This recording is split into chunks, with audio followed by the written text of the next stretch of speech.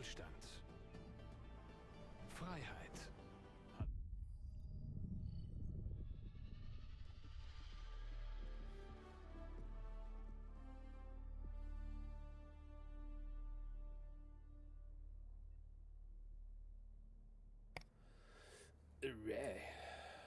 Don't know what I'm gonna do. Ihre Kameraden wüten bereits gegen die Tyrannei des Feindes. Los geht's.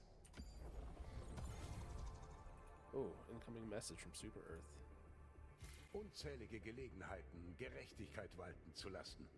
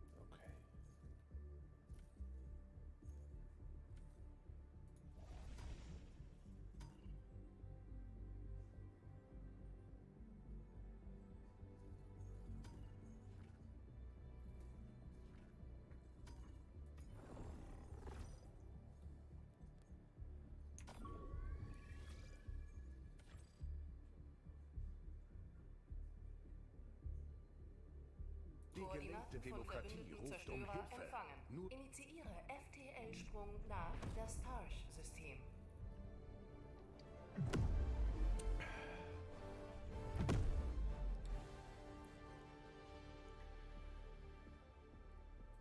FTL-Sprung erfolgreich.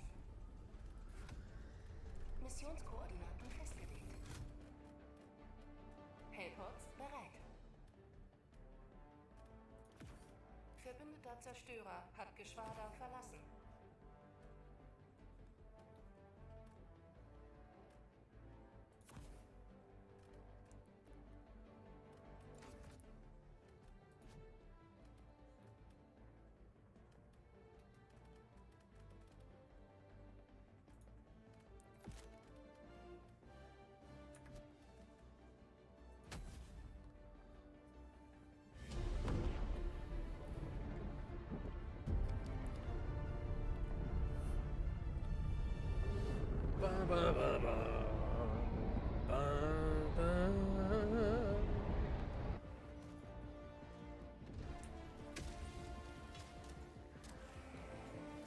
Das ist unser Land. Vernichten Sie die Besatzer.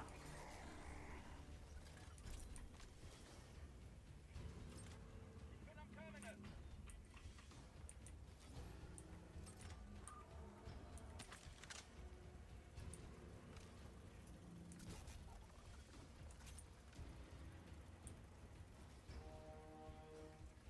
Essentielle Taktikausrüstung verfügbar. Verstärkung. Fordere Höllensoldat. Ausrüstungspaket unterwegs. Neues Magazin. Ich bin am Terminal. Höllenkommissar! Gebiet räumen! I guess we better run, boys. Nordwestlich, 100 Meter. Erfinde Taktikpaket! Verbündeter Zerstörer nun im Geschwader. Helldiver-Einsatz im Kampfgebiet. Für den Wohlstand!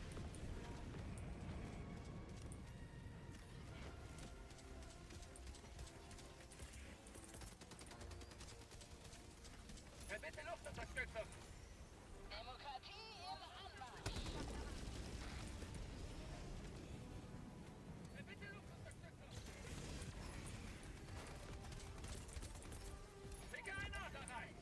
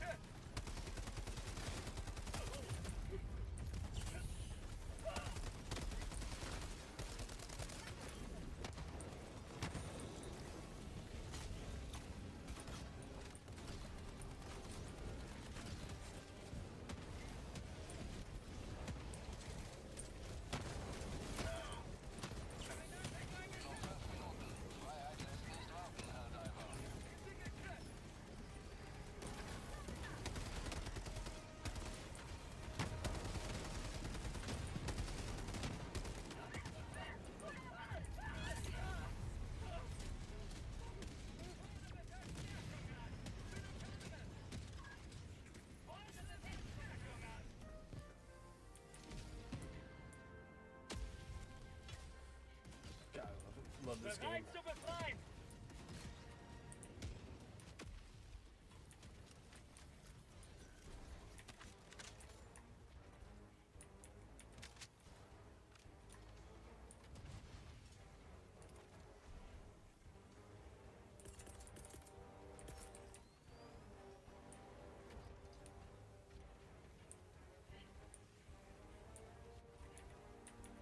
Positioniere Pin. Nordöstlich. 200 Meter. Roboterposten vernichtet.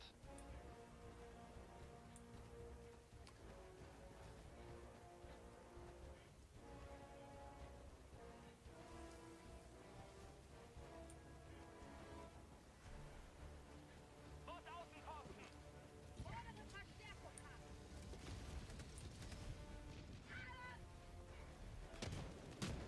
Schicke einen Adler rein. Wir benötigen ein Geschütz!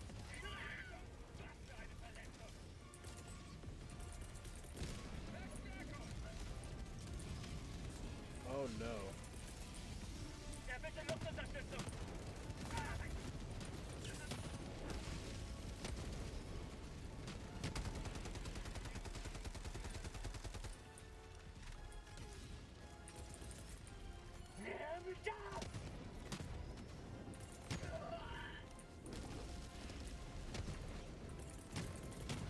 Verstärkung!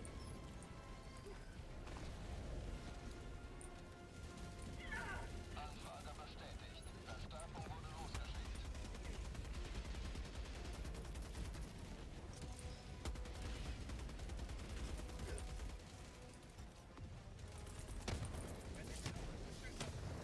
Ja, bitte Geschütz!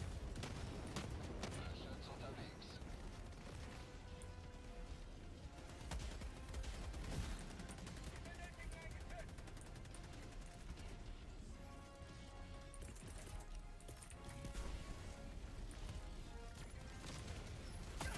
Befestigungen.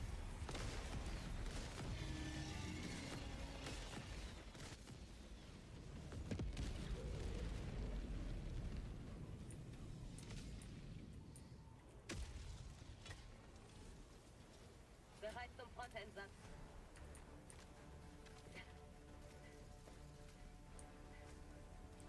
Alright, where my dog? Where my guard dog at? Not what I was looking for.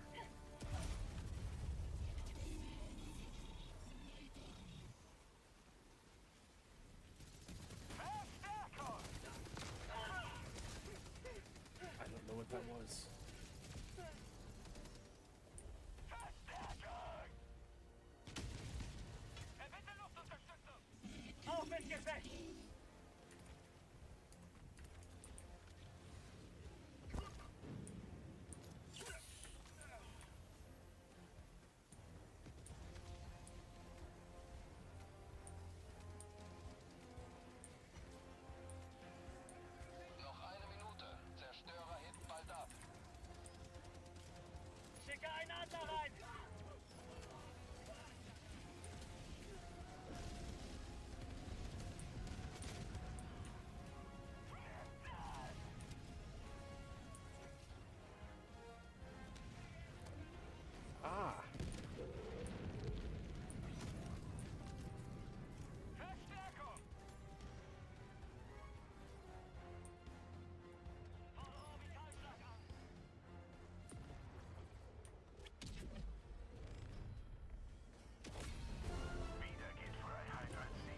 noticed the landmines earlier. Können evakuieren.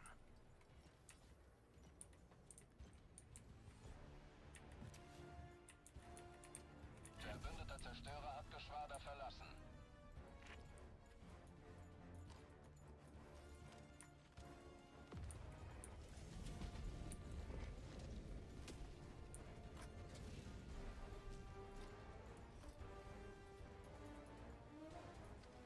Überzerstörer verlässt Niedrigorbit. Notfall-Evakuierungsshuttle im Einsatz.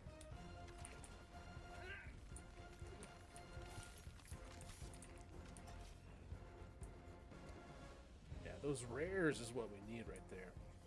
Why is my shotgun not working?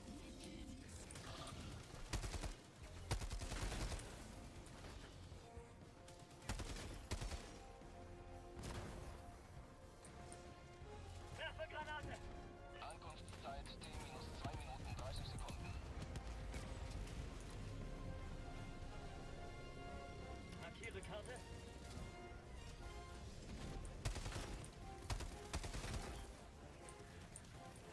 In Deckung!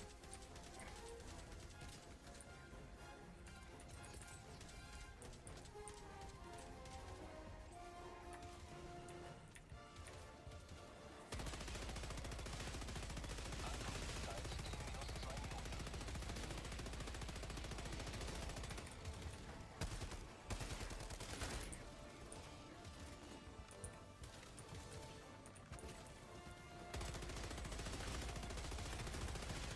Wie schmeckt euch die Freiheit?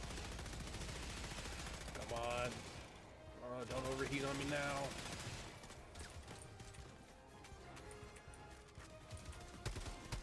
Ankunftszeit T-1 Minute 30 Sekunden.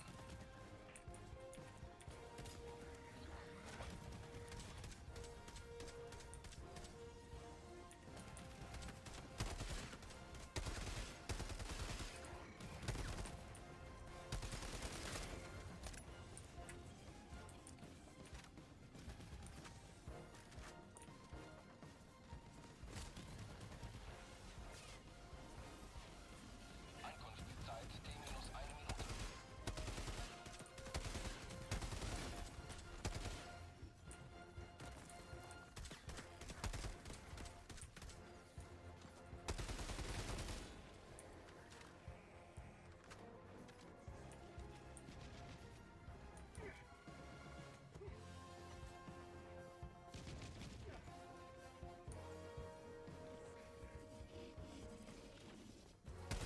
Ankunftszeit T-30 Sekunden. Ah. Ankunftszeit T-20 Sekunden.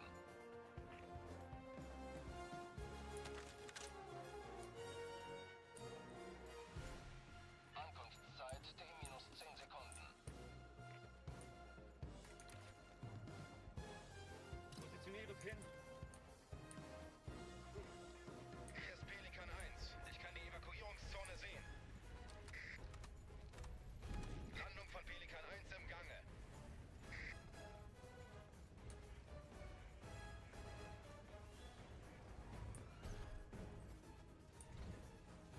Countdown läuft. Bereit machen zum Abflug.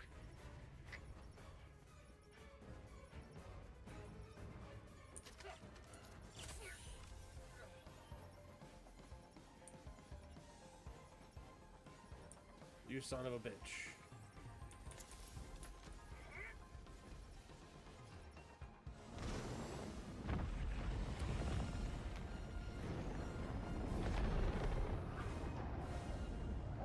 Sie haben Ihren letzten Atemzug für die Unsterblichkeit der gelenkten Demokratie.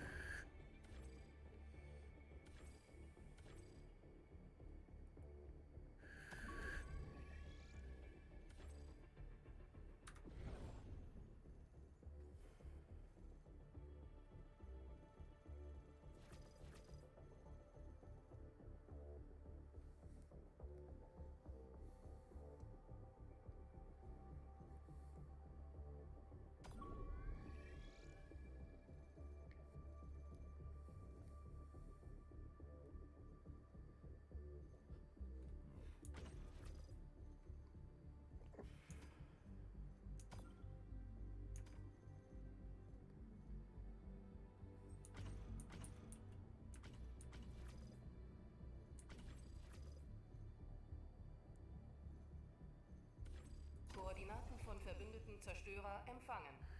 Missionskoordinaten festgelegt. Hellpods bereit. Aktiviere Orbitaldüsen. So join the crowd with that.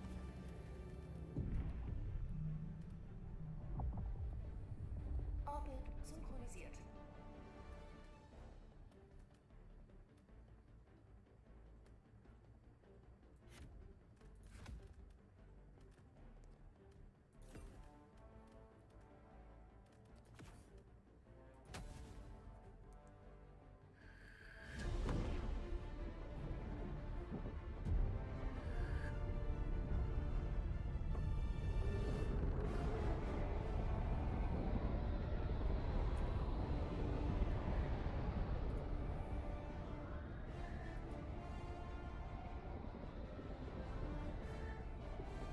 Verbündeter Zerstörer nun im Geschwader. Helldiver trifft ein.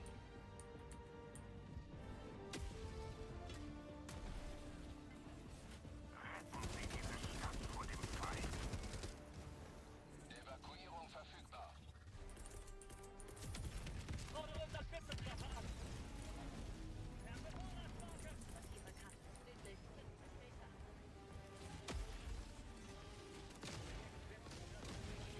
Wir benötigen ein Geschütz.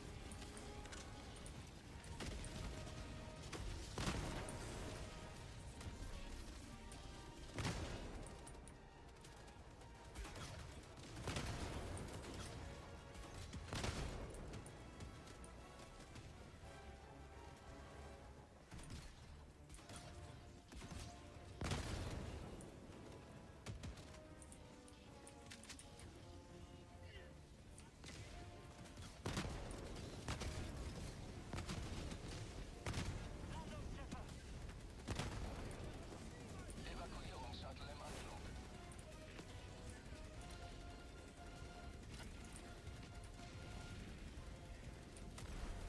Ziel da.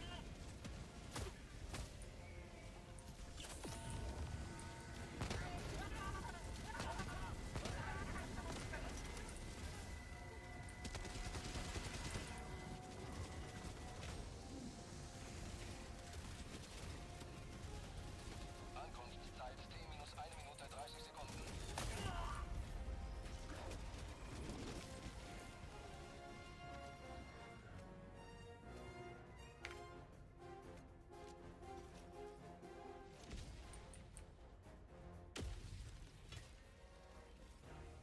Zeigt mir den Feind. Fordere Verstärkung.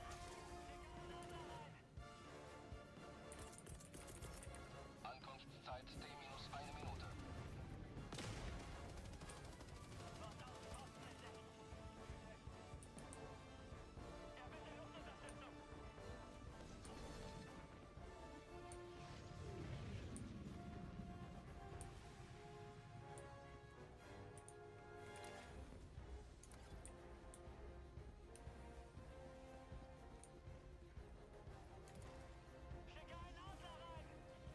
Ankunftszeit T-30 Sekunden.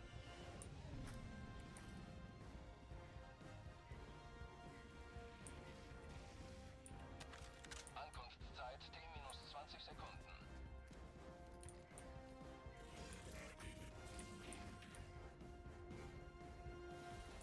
Ankunftszeit T-10 Sekunden. Landezone räumen. Schicke ein Adler rein.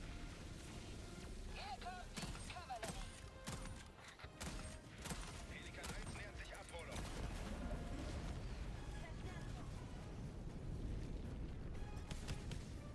Pelikan 1 macht sich zur Landung bereit.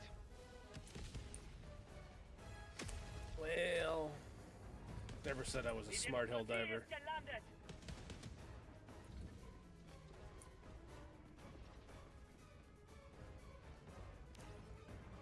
Countdown läuft. Bereit machen zum Abflug. Verstärkungsbudget ist aufgebraucht. Evakuierung abgeschlossen. Pelikan 1 hebt nun ab.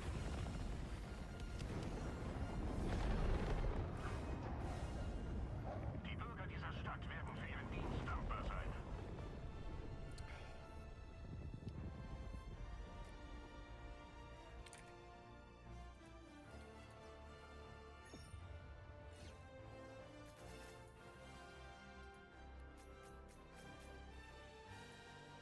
take it.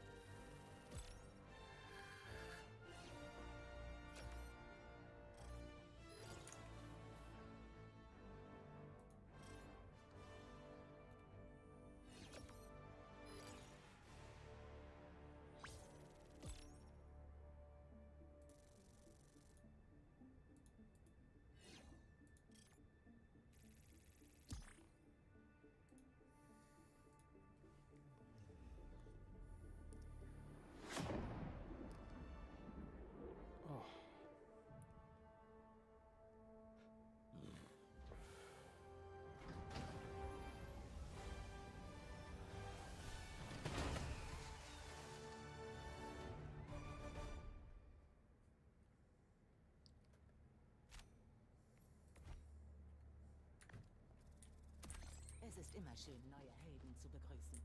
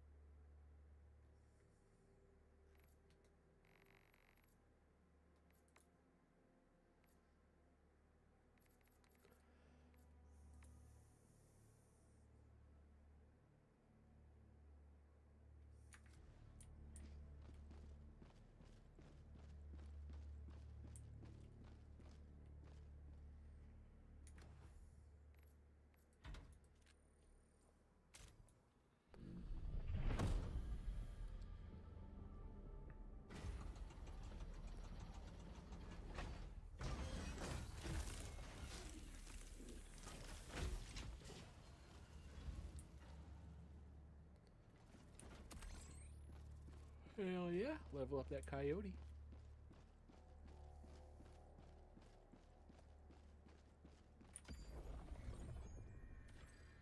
Die Brücke Koordinaten gehört von Ihnen, Herr verbündeten Diver. Zerstörer Führen Sie uns empfangen. in den Kampf. Missionskoordinaten festgelegt.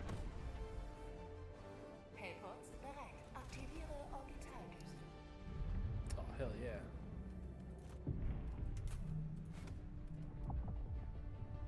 Orbit synchronisiert.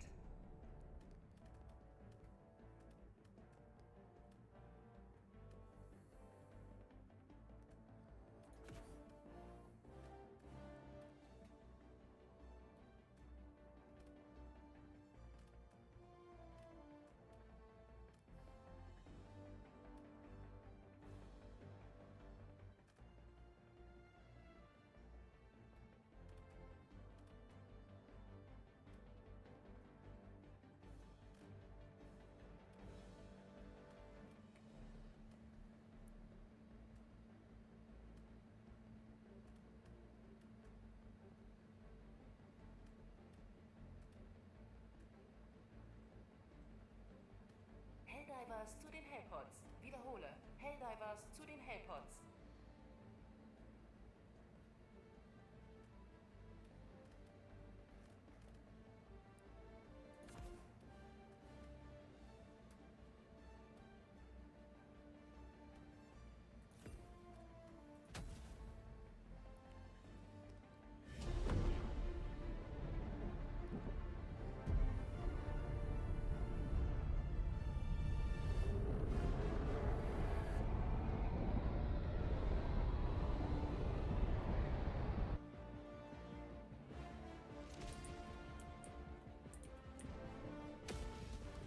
Evakuierung verfügbar. Sie sind der Beste der Besten. Werden Sie den gerecht. Und der Freiheit.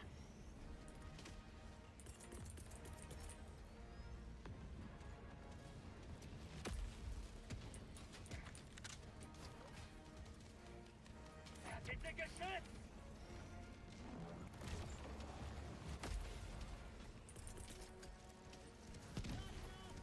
Herr, bitte Luftunterstützung!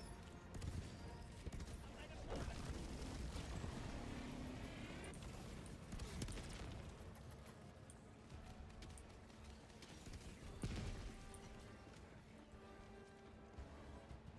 Seltene Probe gesammelt!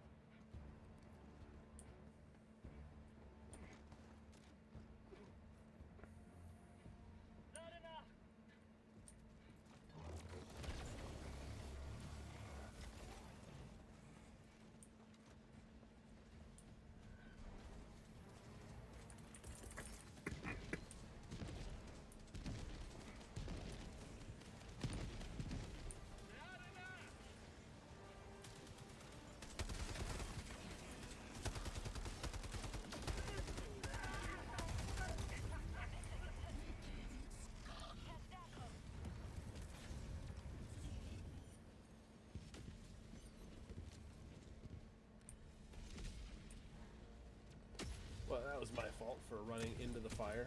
Zeig mir den Feind!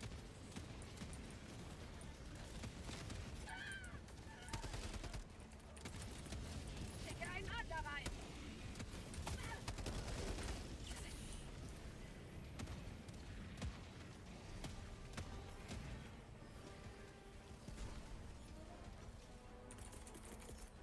Ja, bitte Luftunterstützung!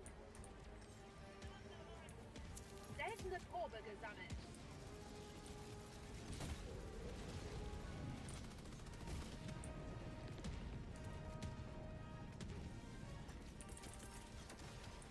Schicke ein Adler rein.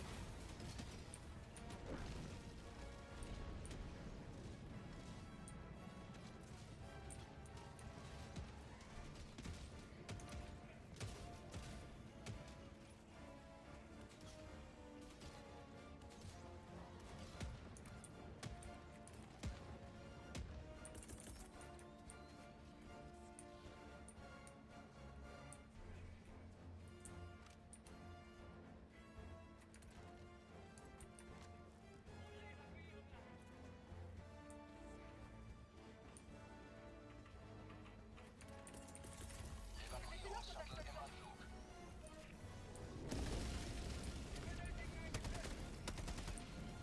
In Deckung, Granate!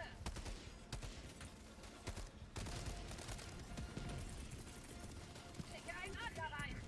Neues Magazin.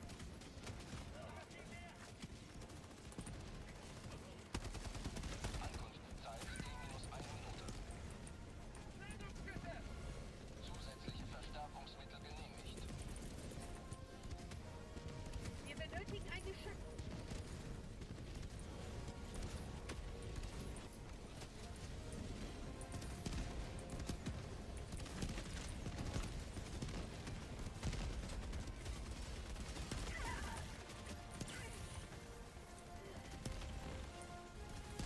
Ankunftszeit T-30 Sekunden. Nimm das!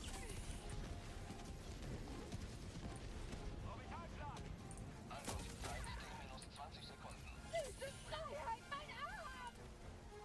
Aber eins, verlasse das Kampfgebiet für Nachschub. Werfe Vorratswagen! Ankunftszeit T-10 Sekunden.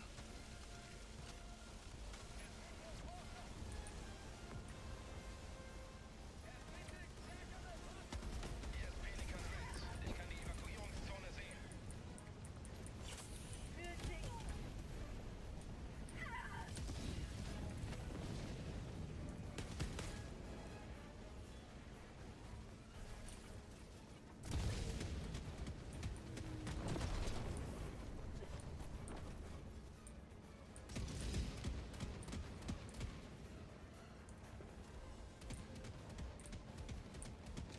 Werfe Granate! In Deckung, Granate! Groß von der Demokratie.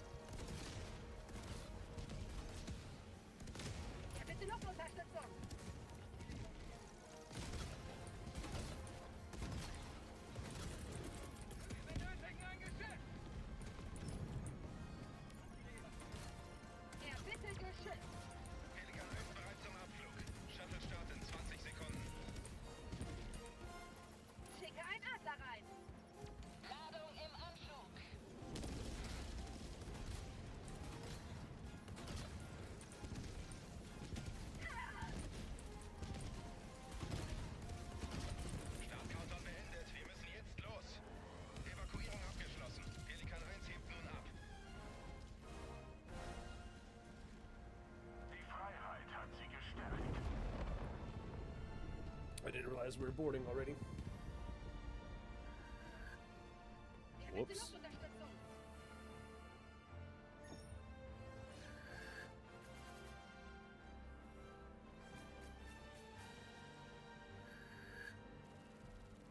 Oh well.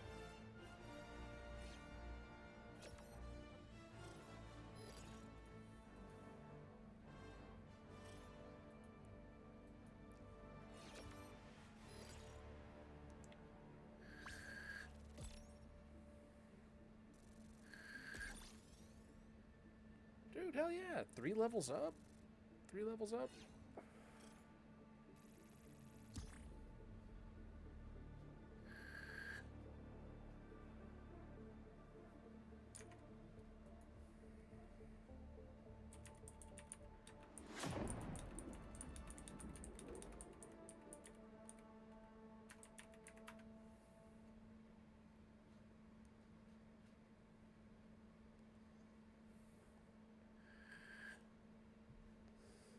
Helldiver, schön Sie an Bord zu haben.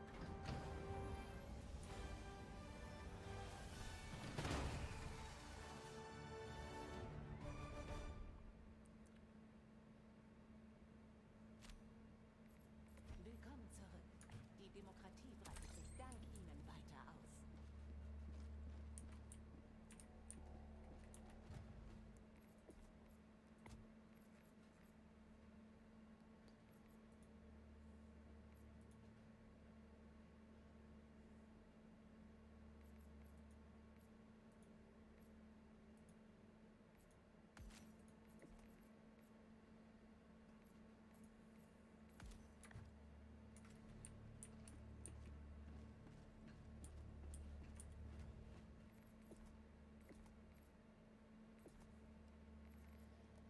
Damn it.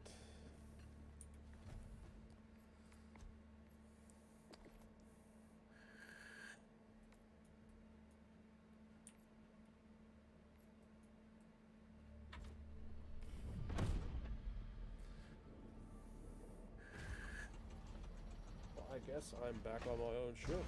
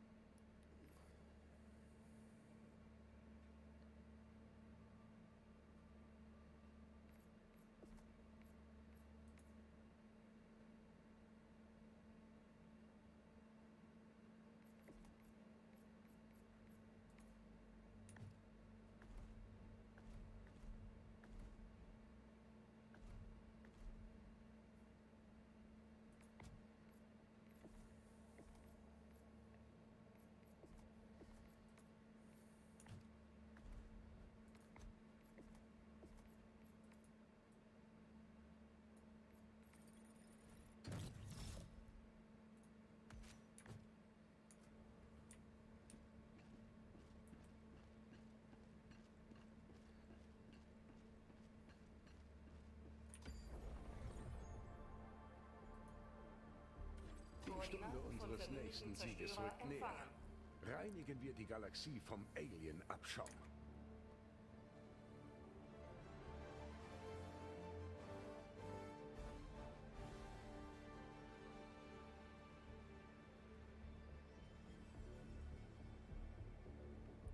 Come on.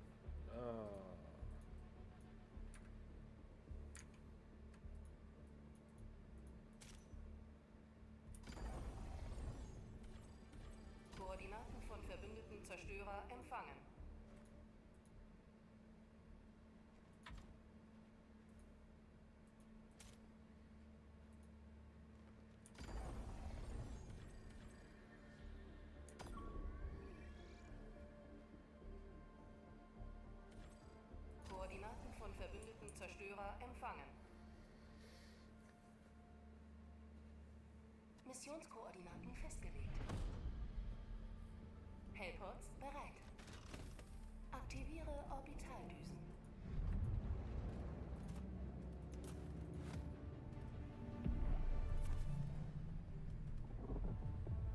Orbit synchronisiert.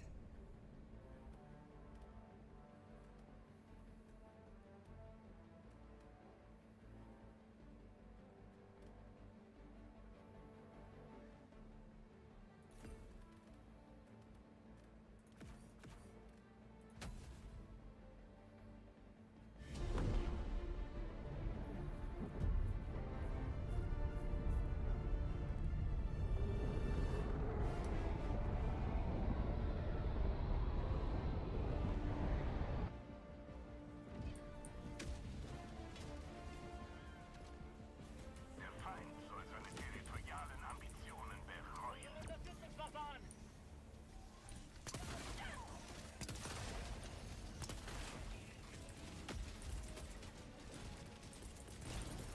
Verstärkung!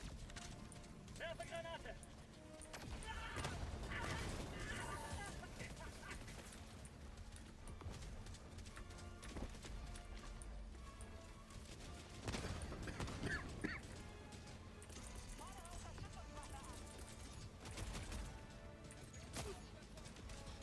I can't type. Schicke einen Adler rein! Also fertig. Markiere Karte. Nordwestlich. 100 Meter.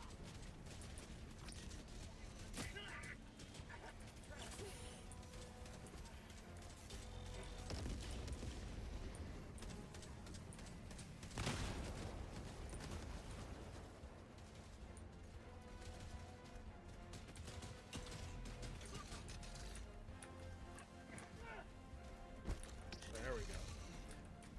Stuck in a fucking bush. What is this, Tarkov?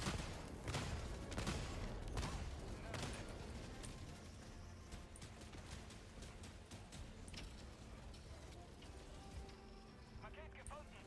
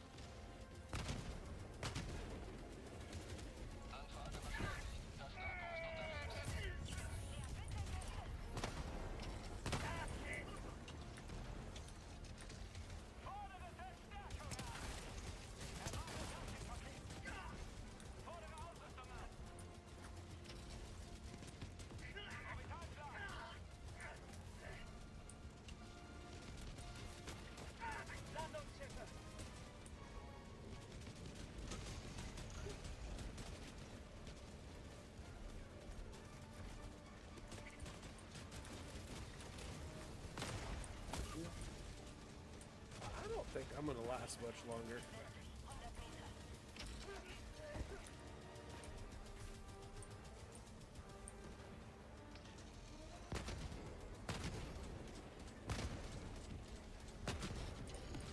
Okay.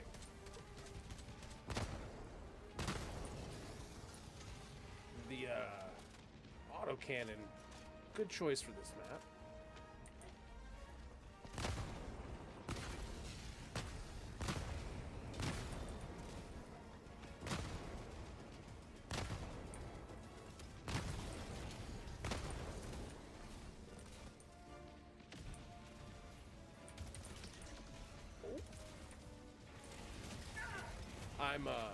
I'm screwed.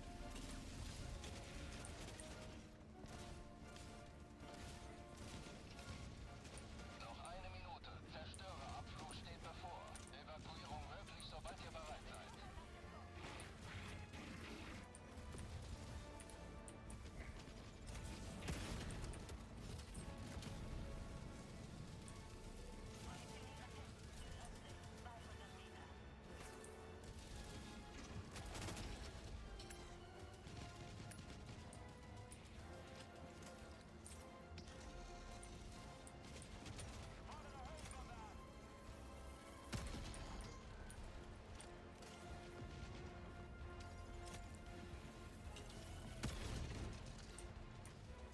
Lade nach!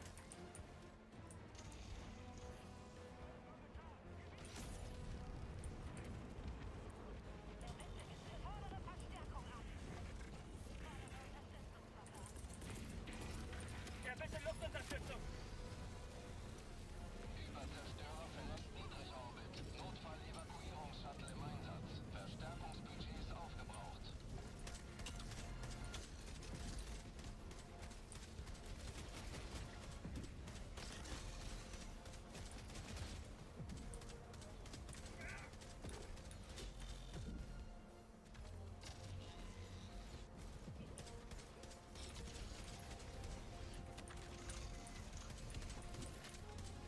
Ankunftszeit T-1 Minute 30 Sekunden. Grube gesammelt!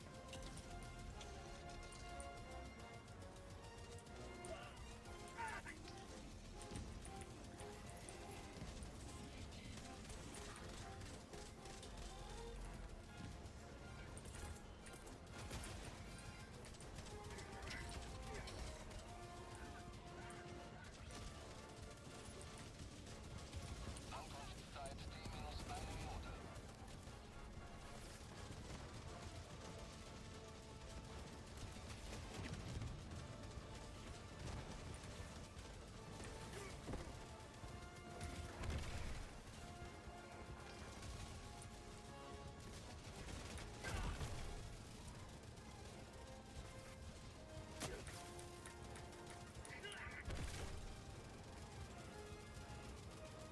Ankunftszeit T-30 Sekunden.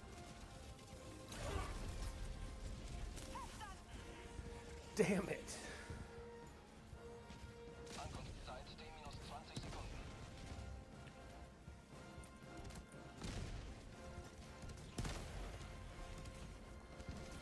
Ankunftszeit T-10 Sekunden.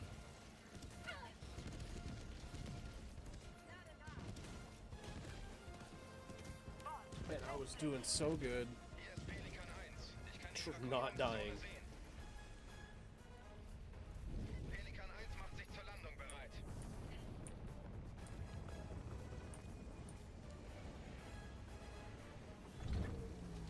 Pelikan 1 bereit zum Abflug.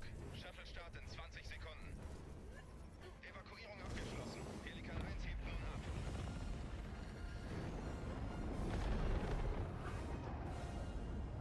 Die Freiheit hat sie gestärkt.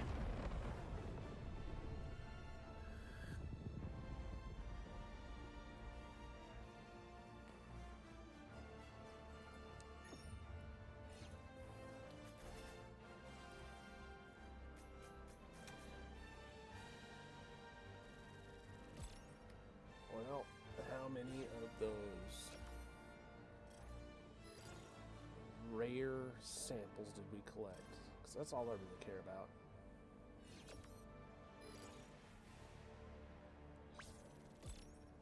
Okay, 4. I'll take it.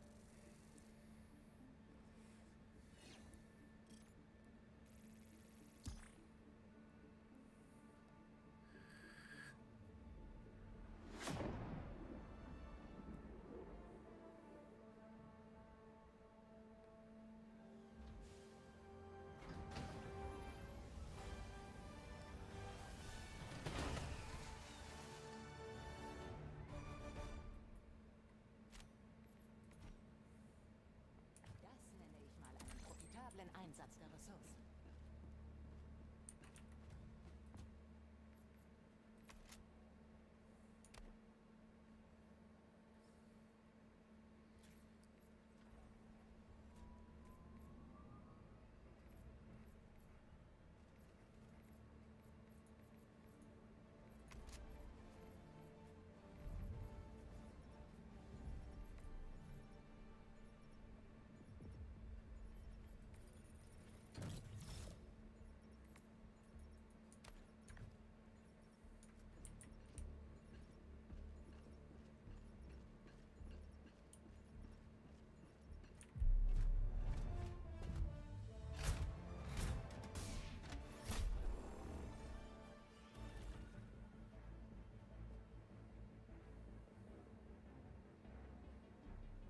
Hier. Wie wär's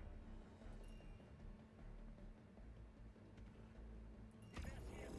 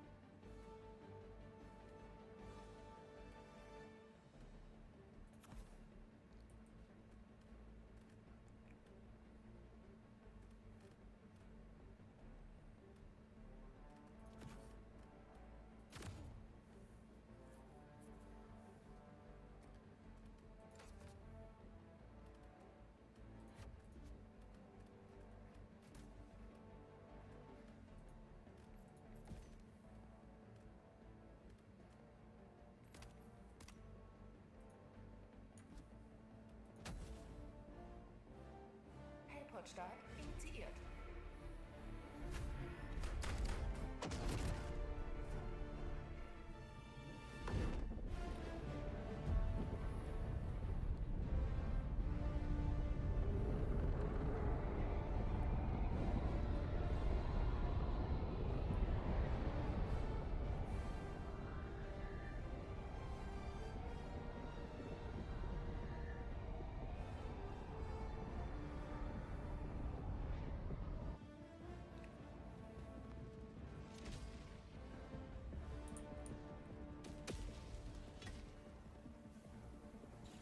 Wenn Roboter Reue empfinden können, dann werden sie es bald tun. Freiheit braucht Feuerkraft.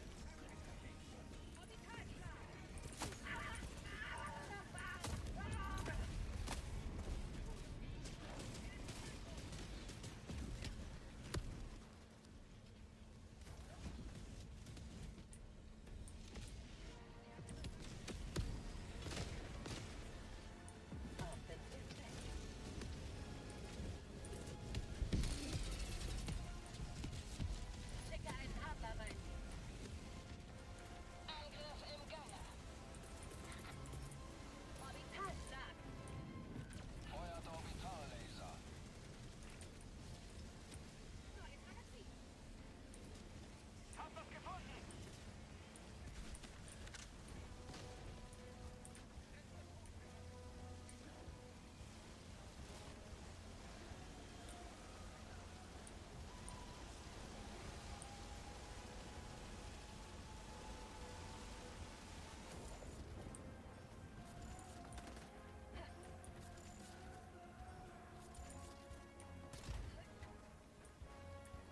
Seltene Probe gesammelt.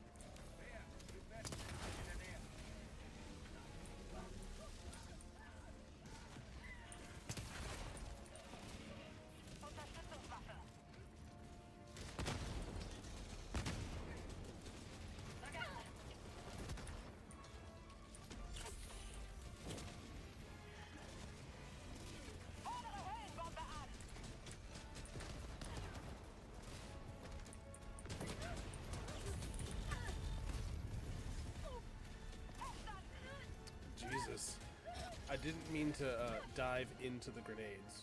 You gotta believe me.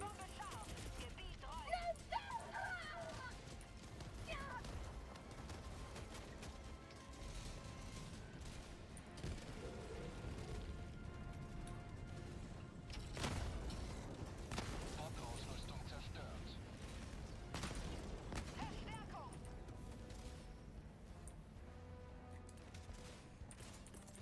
Anfrage bestätigt. Verstärkung wurde losgeschickt.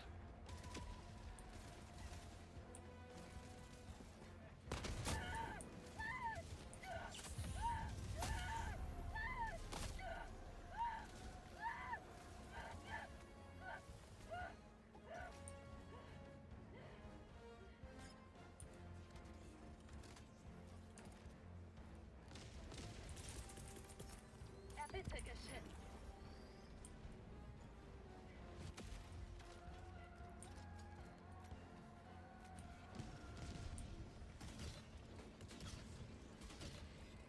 Ja, bitte Luftunterstützung.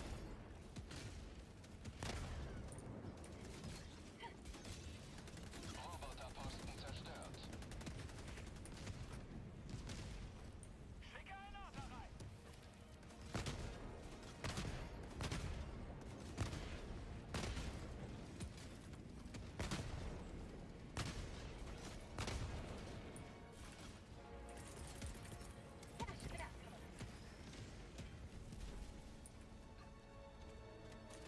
Anfrage bestätigt. Verstärkung wurde losgeschickt.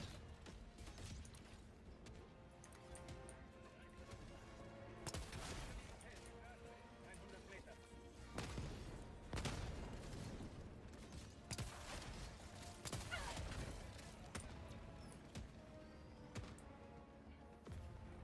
Markiere Position, nordöstlich.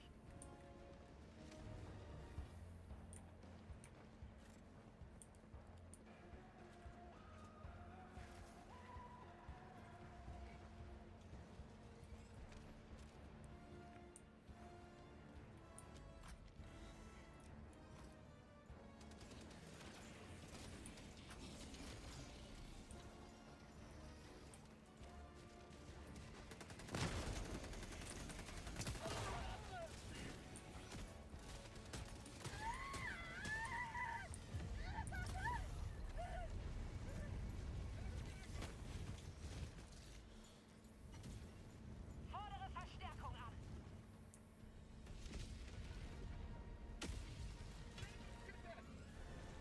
Die Demokratie ist gelandet. Verbinde stärkere Waffen.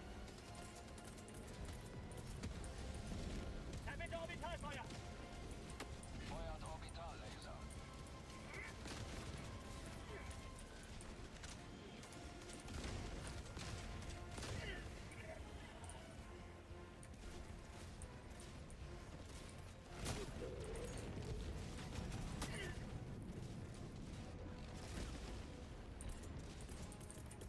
Fordere Verstärkung an. Anfrage bestätigt. Verstärkung wurde losgeschickt.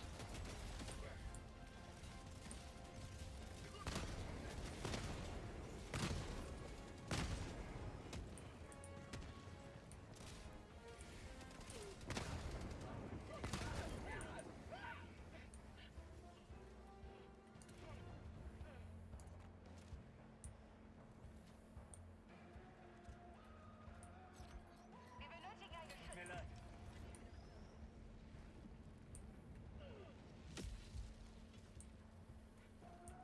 Die Demokratie füllt meinen Probenbehälter. Fordere Unterstützung für Waffen.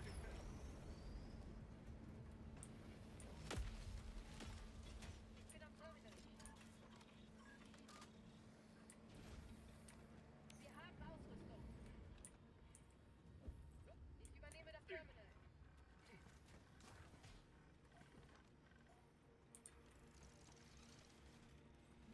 Bestätige.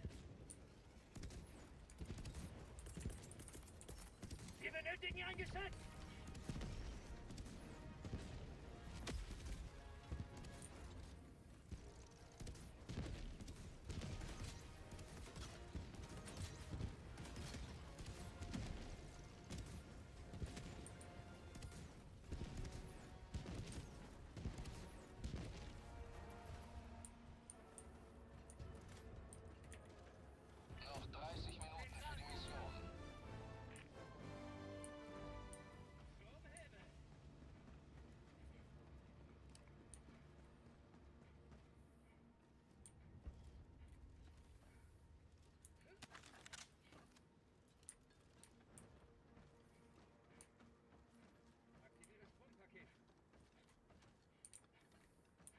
Magazin!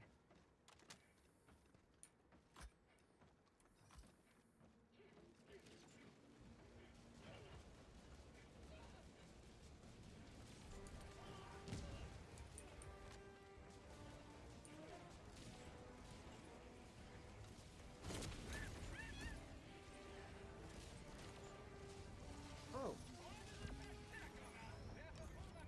thank you. Mein Leben für Übererde!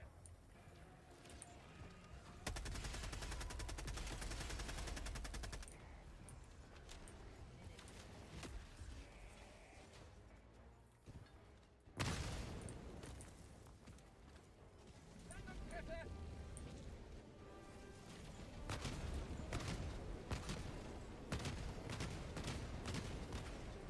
Magazin leer!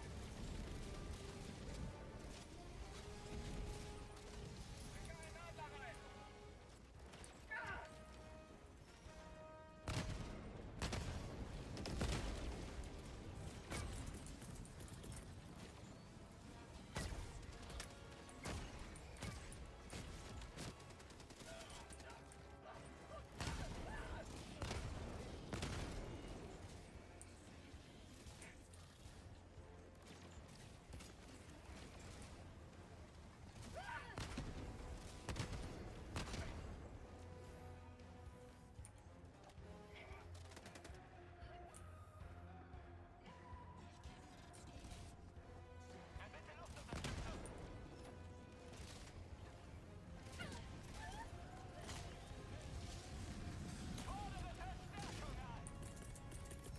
Verstärkung!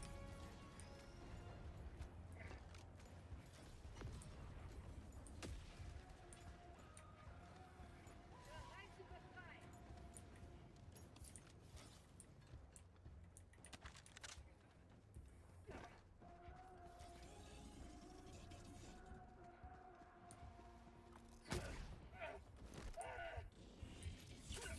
Hello.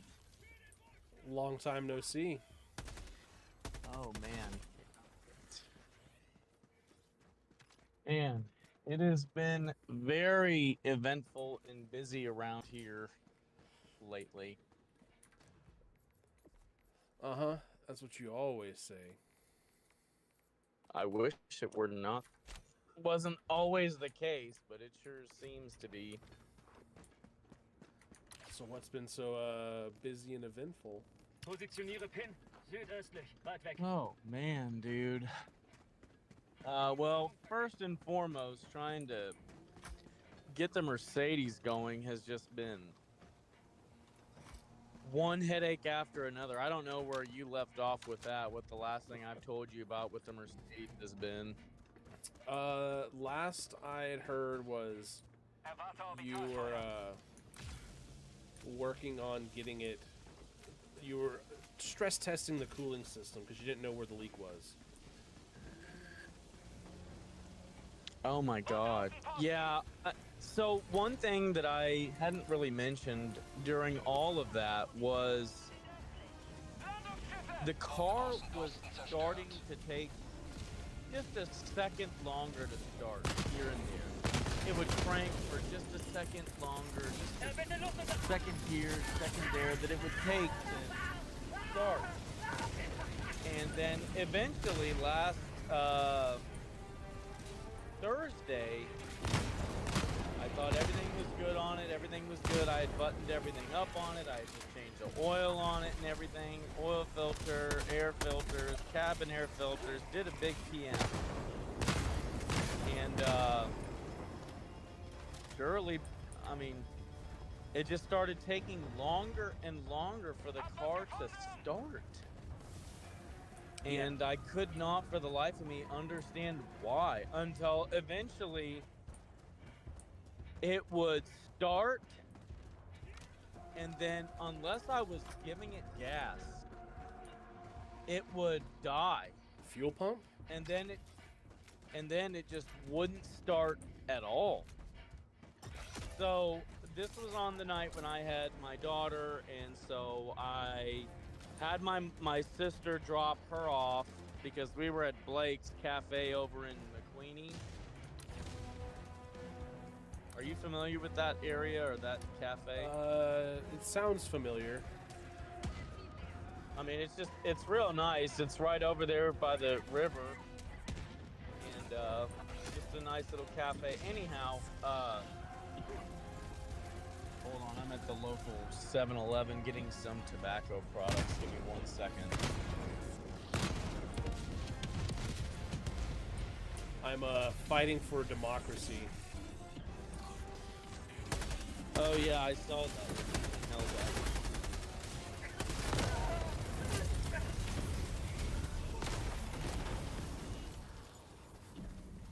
Verstärkung!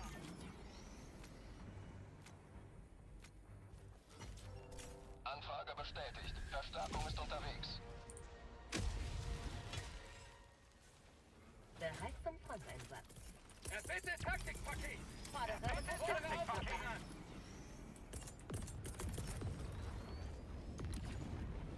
Erbitte stärkere Waffen! Erbitte Geschütz! Geschütz unterwegs.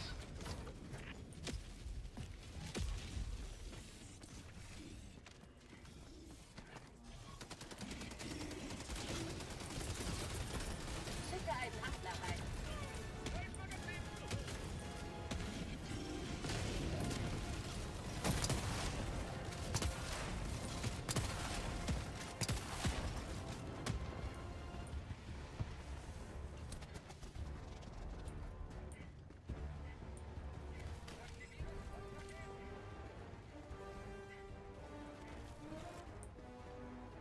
Thank you. You have a nice evening.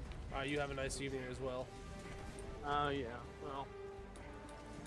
Anyways, so thankfully the wife has a pretty good working relationship with a couple of different tow truck companies, you know, apartments and all that shit, right? So had one of her tow truck guys bring the Mercedes to the house. Munition alle! And I thought the same thing. I'm like, dude, this is classic fuel pump behavior, right? Like classic, textbook. And turns out that's all it was classic textbook behavior. I replaced the fuel pump. I got a nice aftermarket fuel pump at Delphi. It was like $270, which is fucking crazy.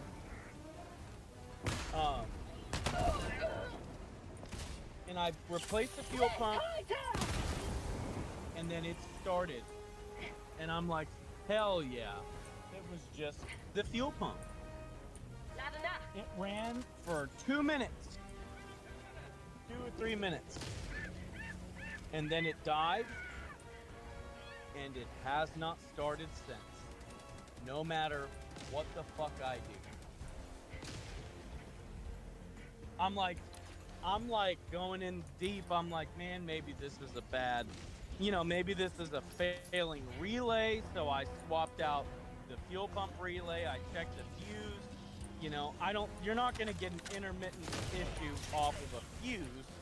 But I thought maybe a relay. So I tried 3 different fuel pump relays. Was für eine Verletzung!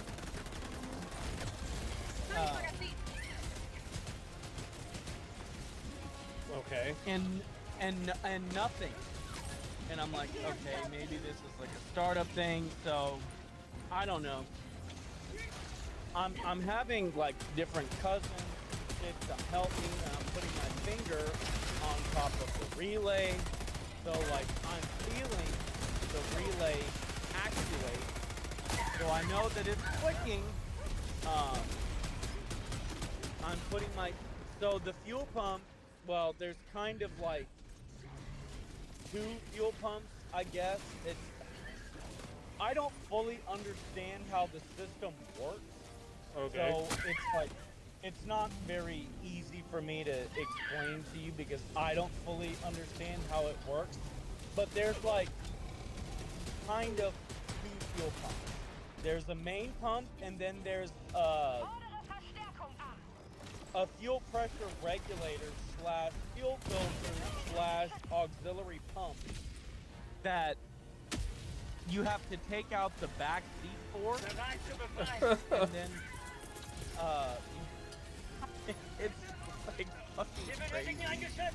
So I did that, and I under the passenger seat is where the main fuel pump is. Under the driver rear seat, the driver's side of the rear seat is where this like auxiliary pump slash filter slash fuel pressure return regulator sits. So they both come on when you cycle the key on and off and stuff. Right. So, I mean, I don't know what the fuck is going on here. So I talked to ChatGPT about it, you know, and he's Just like, searching well, for answers. and I'm feeding him all of the, you know, I'm talking through it with the guy, or with chat guy, I guess. So I'm just talking through everything with it, Ja, bitte Luftunterstützung. and Wie schmeckt euch die we both Freiheit? kind of decide that we're Ja, gonna, bitte Geschütz. here you go, sweetie. Fordere Vorräte an. We're gonna check on the.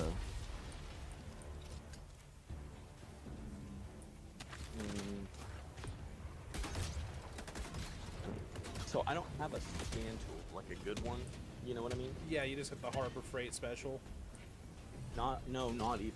I don't know where any of my scanners are right now. I have nothing right now. So I'm diagnosing a very advanced car with some very archaic methods here. Trying to figure out how well the spaceship's running by like putting the screwdriver up to your ear on the carb. Yeah, like I'm using the vacuum gauge to diagnose the computer on wheels. Bin am Terminal.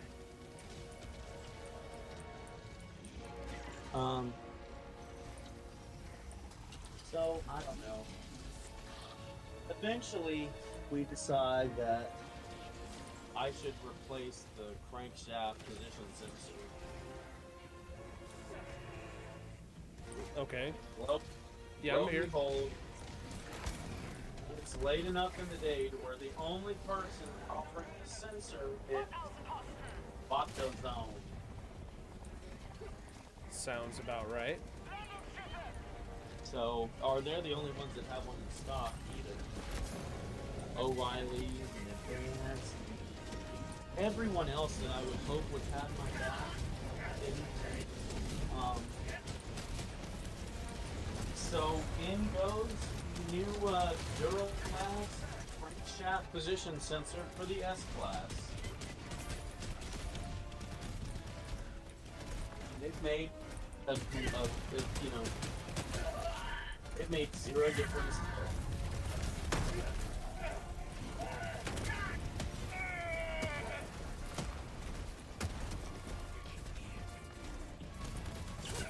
So I don't know where to turn. I don't know where to turn. I don't know Für what den to do. Wohlstand. Take it to the ye old Mercedes dealership. Probably not. Like, I pretty much have to figure this issue out.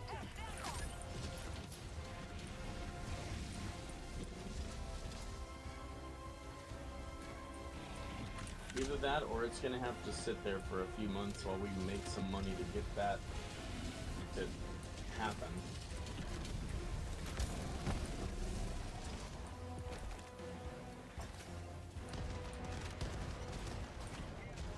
Ja, bitte Luftunterstützung.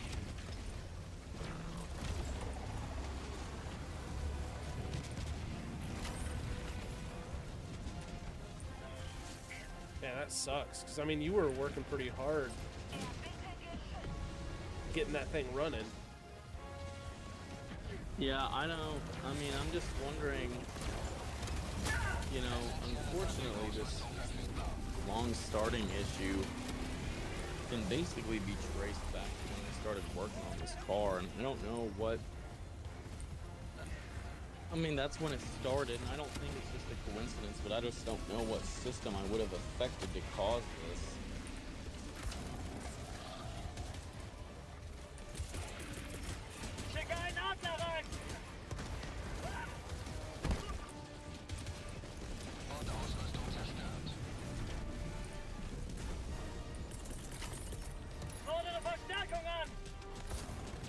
I mean, that's pretty much what's been going on in my neck of the woods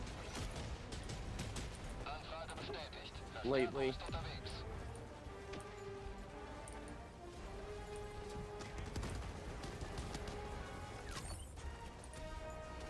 Did you see I charged this?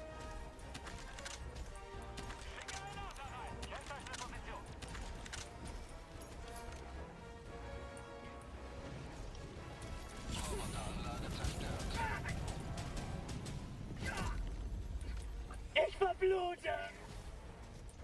Verstärkungsbudget ist aufgebraucht.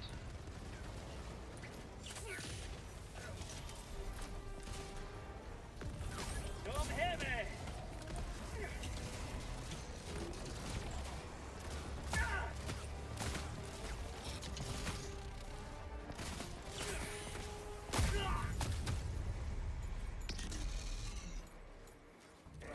Just dropped all the samples.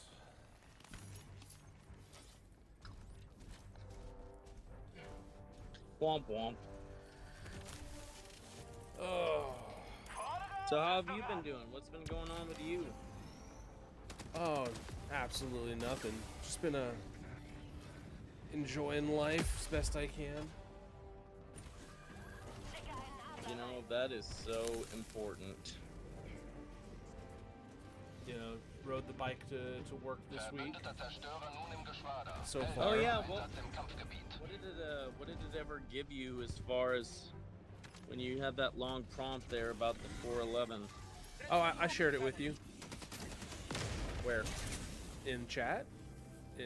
Oh, I didn't see it. I just saw that you had prompted it and you'd asked some specific questions about all kinds of stuff with it.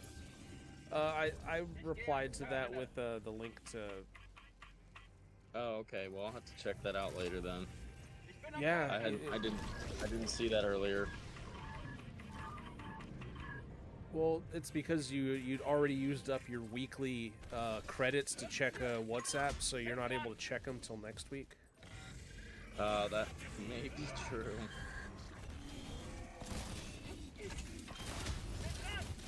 Oh, I guess something else I should let you know. You remember how I was talking to you about those free cell phone plans? Uh-huh. I got my my SIM card for text now. And how's that been working out? It is very, very interesting. It is, in fact, on the old American Telephone and Telegraph network, which is very interesting for a free service. Wir benötigen ein Geschütz. And Stärkere Waffenschlag. it's Unterstützungswaffe trifft ein. it's interesting. I gotta give it that. Like the whole practice is very interesting. Like how much of your life are you signing away for the free service? No, that's with Helium Mobile. That's why I didn't go with them, because they wanted precise location services 24/7. This one doesn't care about anything. But what is pretty annoying They show you is the the ads. advertising. The ads. I can just But see you it's going not- like, all right, I need to make a 911 phone call, and it's like, all right, here's this 3-minute unskippable ad for Domino's. Right. Yeah, I was honestly, I mean, it is very much like intrusive when it comes to the ads. But it's not, I mean, maybe my threshold, my tolerance is much higher than the average bear for this, but the ads are disruptive, but it's very much tolerable.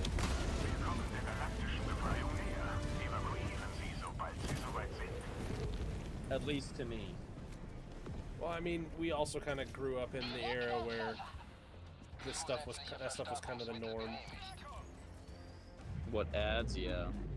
Yeah, like watching ads on YouTube. Yeah. But then again, like You know, I can't imagine ever watching YouTube without YouTube Premium anymore. Me neither. I think of you every time I boot up YouTube because that is what a world of difference that makes.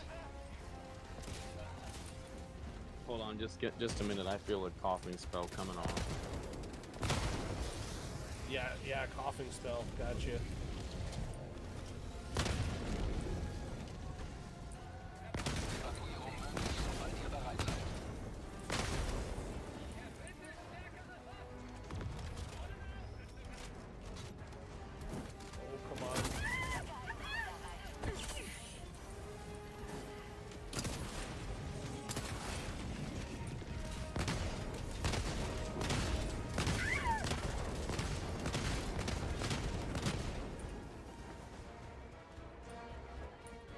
Oh, we're leaving.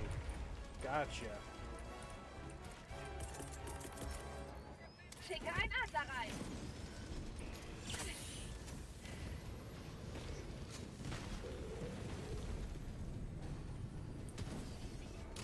Adler 1, hole Nachschub beim Zerstörer.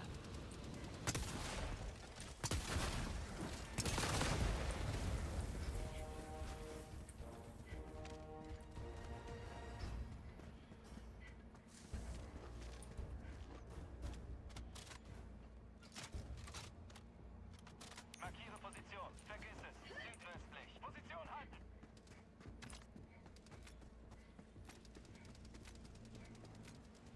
Zusätzliche Verstärkungsmittel genehmigt.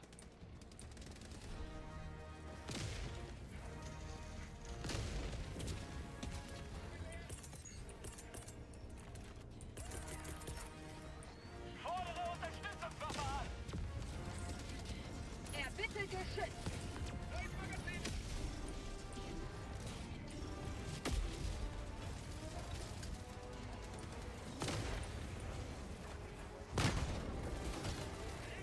Landungsschiffe.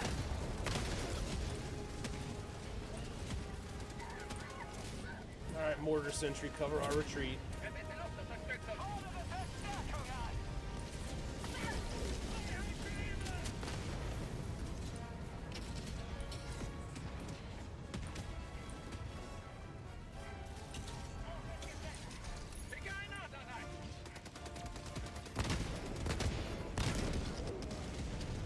Lade nach.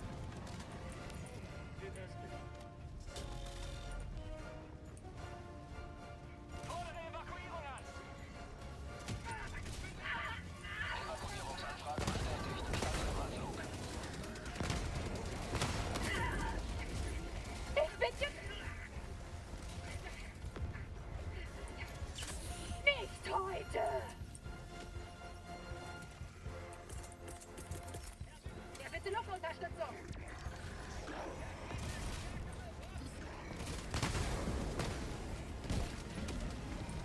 Kennzeichne Position. Ankunftszeit T-1 Minute 30 Sekunden. Lade nach.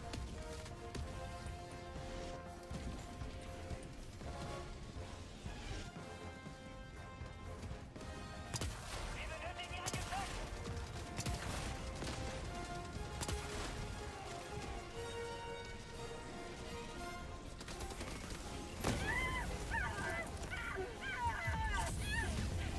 Ankunftszeit T-1 Minute. Landungsschiffe.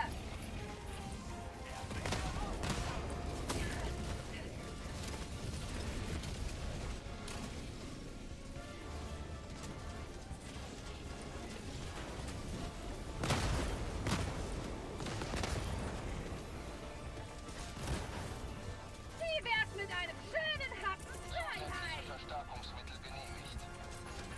Ankunftszeit T-30 Sekunden. Alright, I'm feeling Schicke ein loads Adler better. rein.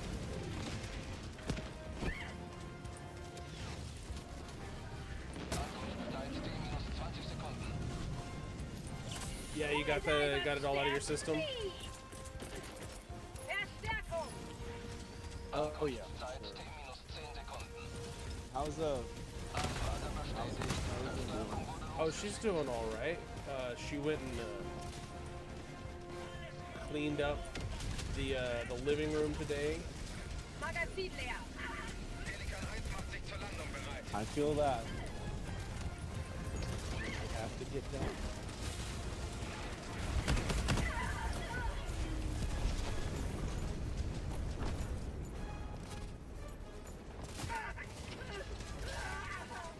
So Is you she want? riding? Yeah. Pelikan I 1 think I bereit saw zum her Abflug. post Shuttle-Start in 20 Sekunden. something about Evakuierung that today. abgeschlossen. Pelikan 1 hebt nun ab.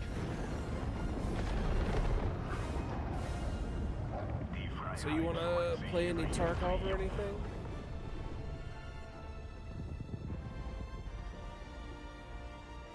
Oh no, I think I'm gonna just have to spectate. Oh, come on, man. No, even my my desk has so much stuff on it right now because I was trying to clean up our living room to do today too.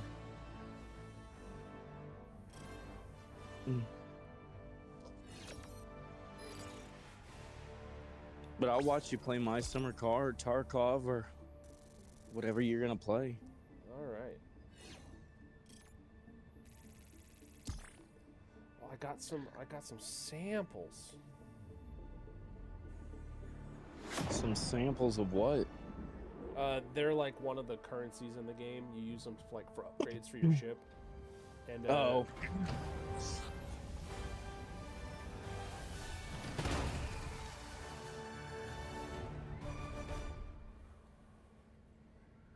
Haufenweise tote Bots down.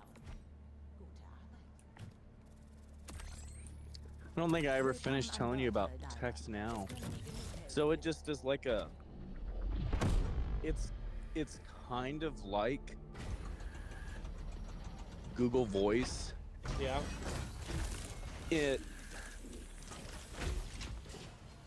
Oh man, what's that Google cellular service called?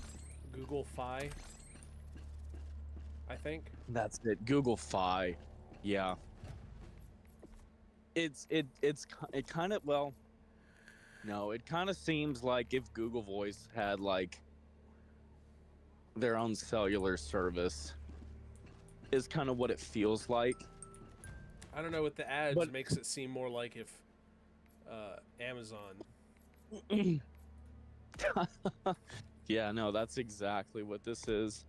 Yeah, but it's like, what's strange is that, like with Google Voice on the app, you dial out, and then you're using one of the different frequency bands because you're on a real phone call using real phone protocol, like level service. But like with this, Hellpots it's like if you make a WhatsApp call, like it's all just a digital signal. It's like all over data. Yep. Yeah.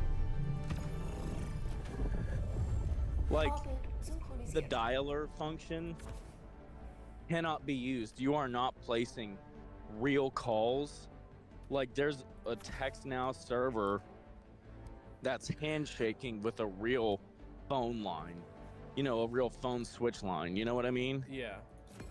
But you're connecting to your phone call with a low bandwidth protocol, like data connection, just like WhatsApp voice, except not nearly as clear. I mean, this has got to be like 64 kbps type quality. Like it is it's not great. Like 2 cans in a string kind of good. Yeah, but I'll give it that, like, it didn't ever drop a call or it didn't like fizzle and fade out. Like it was just a low quality, you know, digital connection. I mean, I kind of wouldn't mind that just for like my little iPhone SE. Just Yeah, to, 100%.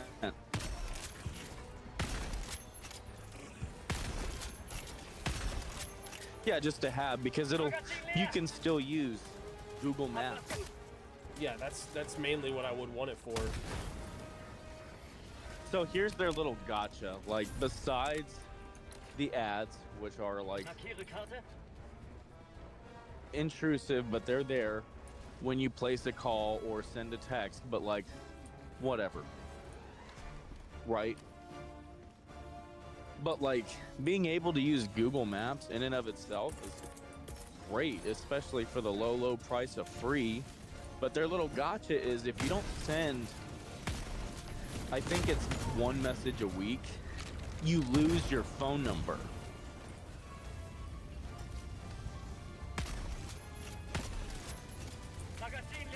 So once you lose your phone number, your number gets dropped back into the pool, just like Google Voice, right? Right. But I've read on Reddit that if you port in a number from another cell service, from any cell service provider, you port a number into this free Text Now plan, they can't change your number because then they're bound by like some FCC rule. So the whole reason to get like one of their cheap paid plans just completely goes away because you lock in your phone number forever for free.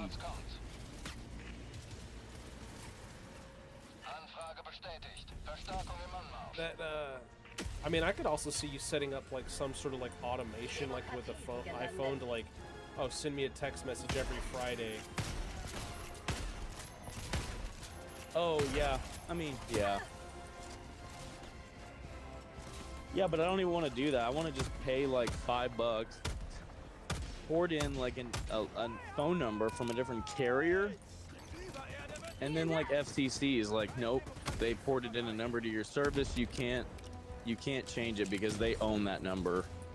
It's not a number that you guys own and have access to pool and put into a rotation as like a gotcha for a paid service. Like, if someone ports in a number, you're bound by different rules.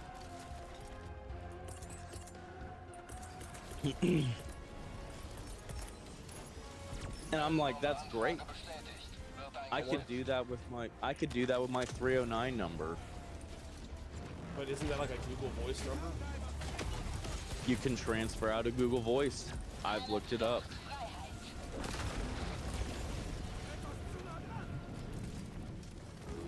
I thought about it because since I don't work anymore, I don't really need. I really don't need your real Caterpillar number. Yeah, I don't really need Google Voice on the PC anymore.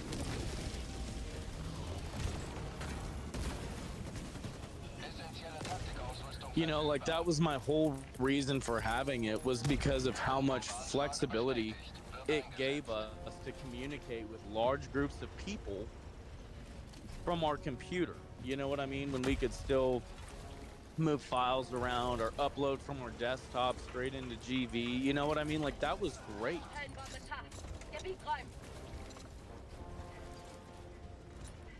I mean, you could always have just used Android and used the Messenger app.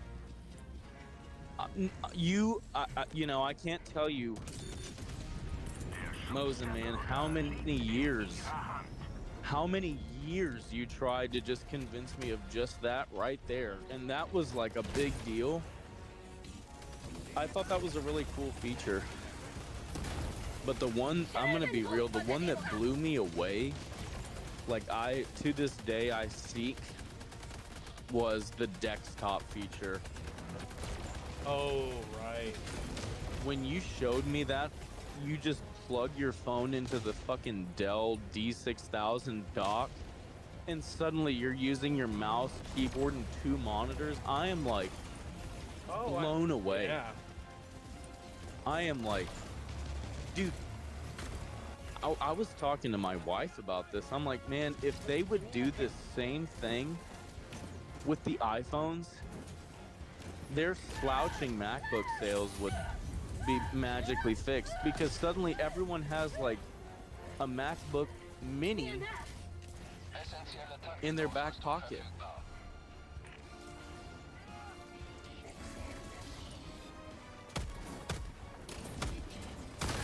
And like, yeah, right now to this day, like you can dock your iPad Pro into a docking station, but it's still not the same UI as like OS X, you know what I mean? Or even like what the desktop was on the Samsung. Like it's just like not a full-fledged operating system the way those two things are. I mean, I know desktop isn't a full-fledged OS. It's like a UI reskin, but like you still have full pretty much access to everything, including a file system, right? Yeah, it was basically just Android, but like on with a mouse and keyboard.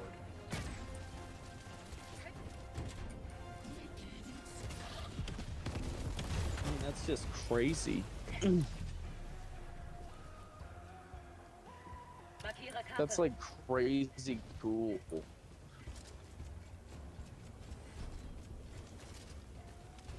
I mean, it had its limitations, but I mean, the idea of like just being able to open it up and like, oh, I can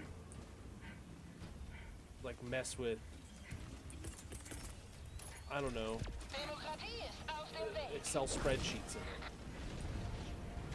in it. And the fact that you also don't even need a dock, you can just use like that Dell monitor. You can just direct plug in with USB-C and just that's it.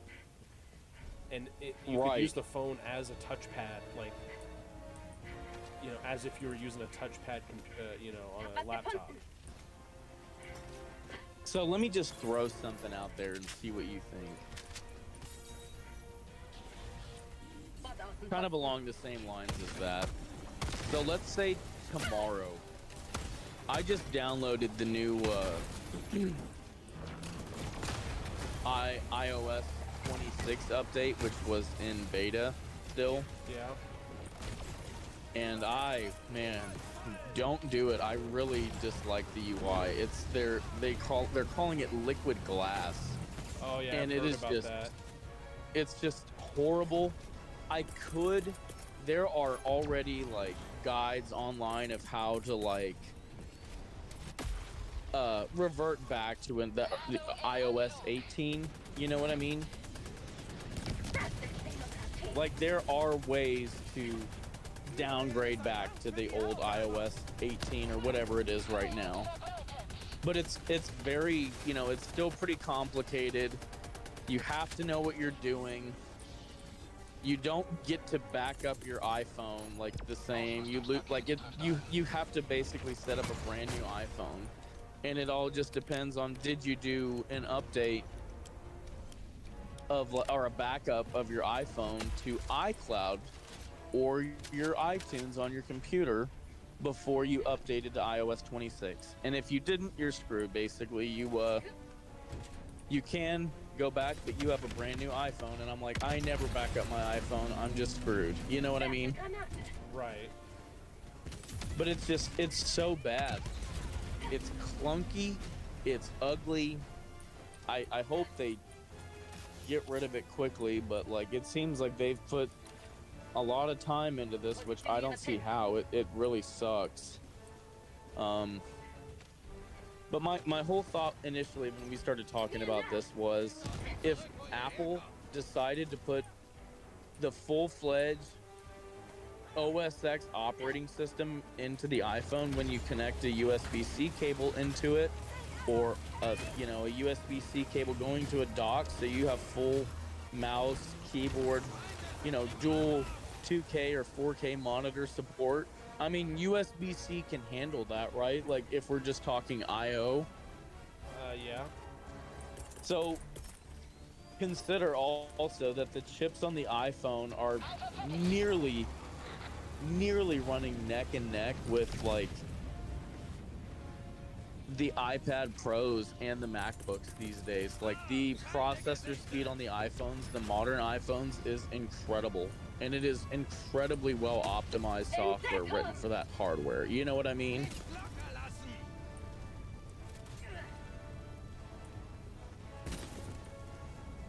So I guess just consider, like, if you plugged your iPhone into a dock at work and you could just have the full OS X operating system, think of how much, like, overnight that would just change work and work culture. Instead of having to carry around like a Dell laptop or even an Apple laptop, you're carrying around your phone and you're just plugging it into a dock.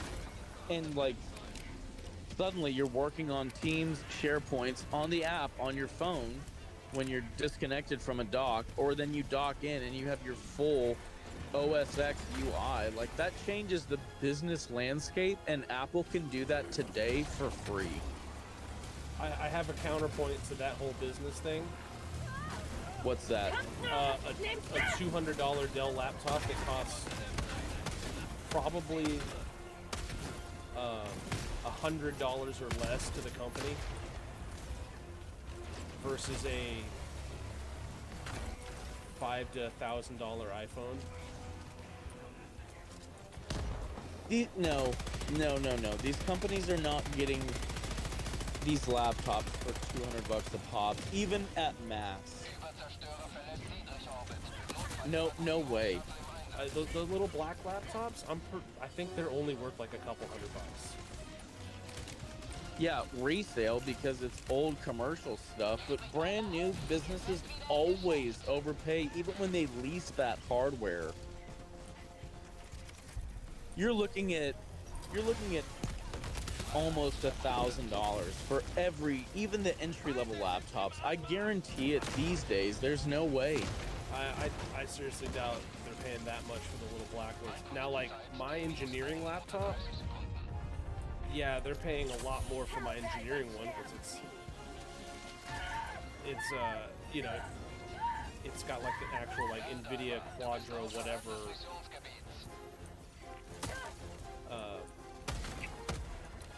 graphics card in it. Yeah.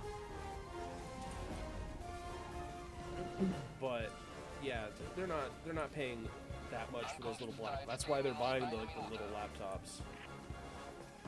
Well, I don't know, man. It's like half of the deal is everyone already has one in their pocket. Yeah, I as Caterpillar Incorporated, I don't want, Warner,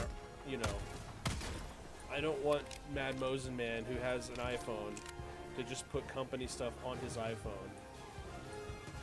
Also, guy who has iPhone probably doesn't want to use his iPhone for work if the company's not going to pay for it. I mean, fair points. Okay, so maybe just not in that one aspect, but like, I don't know. I think about like the use case for somebody like my wife and what her job is. Now that's different. Like, I thought it was great. Like I didn't personally find like an exact use case for it, but I thought that like the idea was super sound, being able to just plug that in and you don't need a full-fledged desktop for 90% of what you do anyways. Right, but think of like kind of what you were saying, like the use case potential for that, and maybe not just specific to the company, but like on a broader scope, just like in business in general. Like, think about like for like a realtor or someone like that is literally just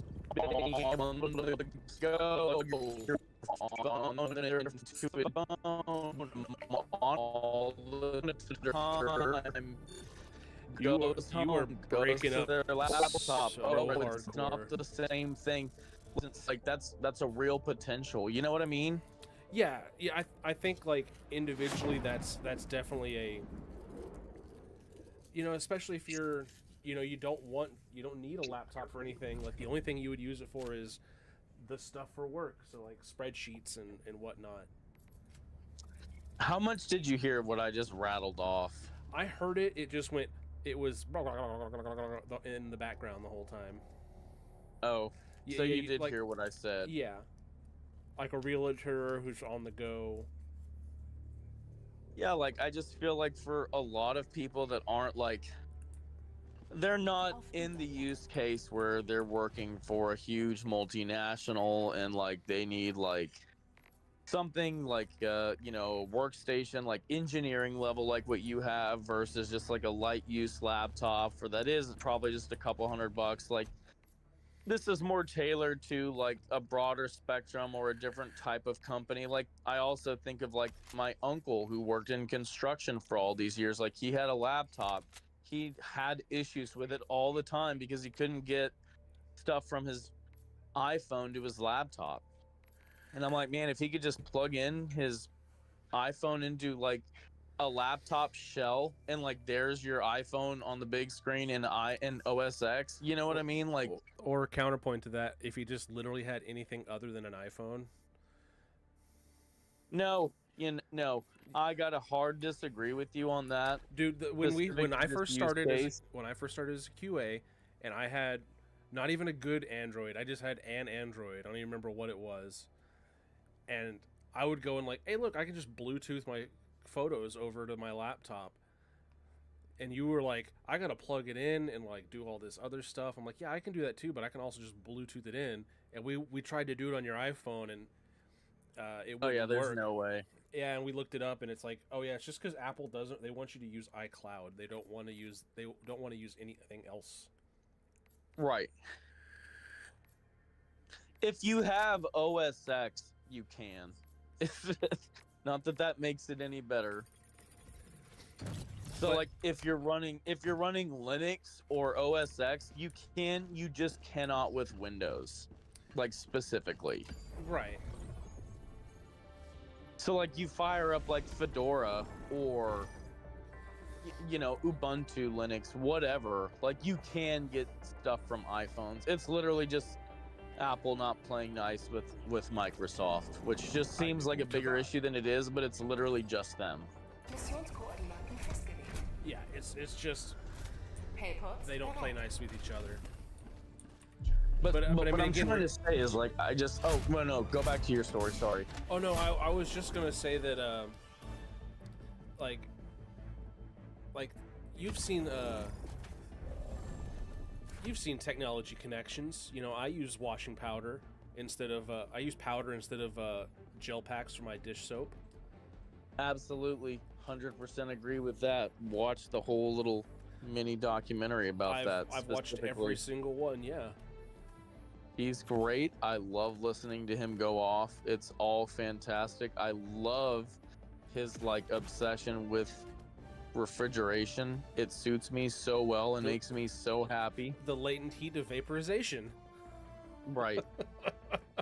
Yeah. Like, dude, the dude is great.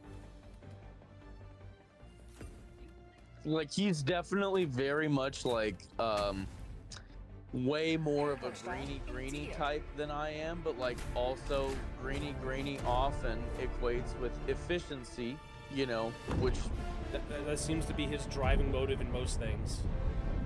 But also, I mean, he is a little greeny. He is Midwestern, so. Well, I mean, that fits. But like at the core, like the efficiency aspect resonates with me, so it's great. You know what I mean? But my reason for bringing him up was the fact that, have you seen his video on laptop docks? No, I can't say that I've seen that one. He literally makes all the same points, except it's instead of a phone, it's just, oh, you can just have your normal laptop. You buy a dock. And okay, yes, I have seen that video. He's talking specifically about docking like his Dell laptop. That's just what he has, but in general, there's like lots of options for docks. Yeah, I did. Okay, I did watch that episode. I know what you're talking about now. So like, with the way that stuff, like docks and stuff, work now, it's so much better than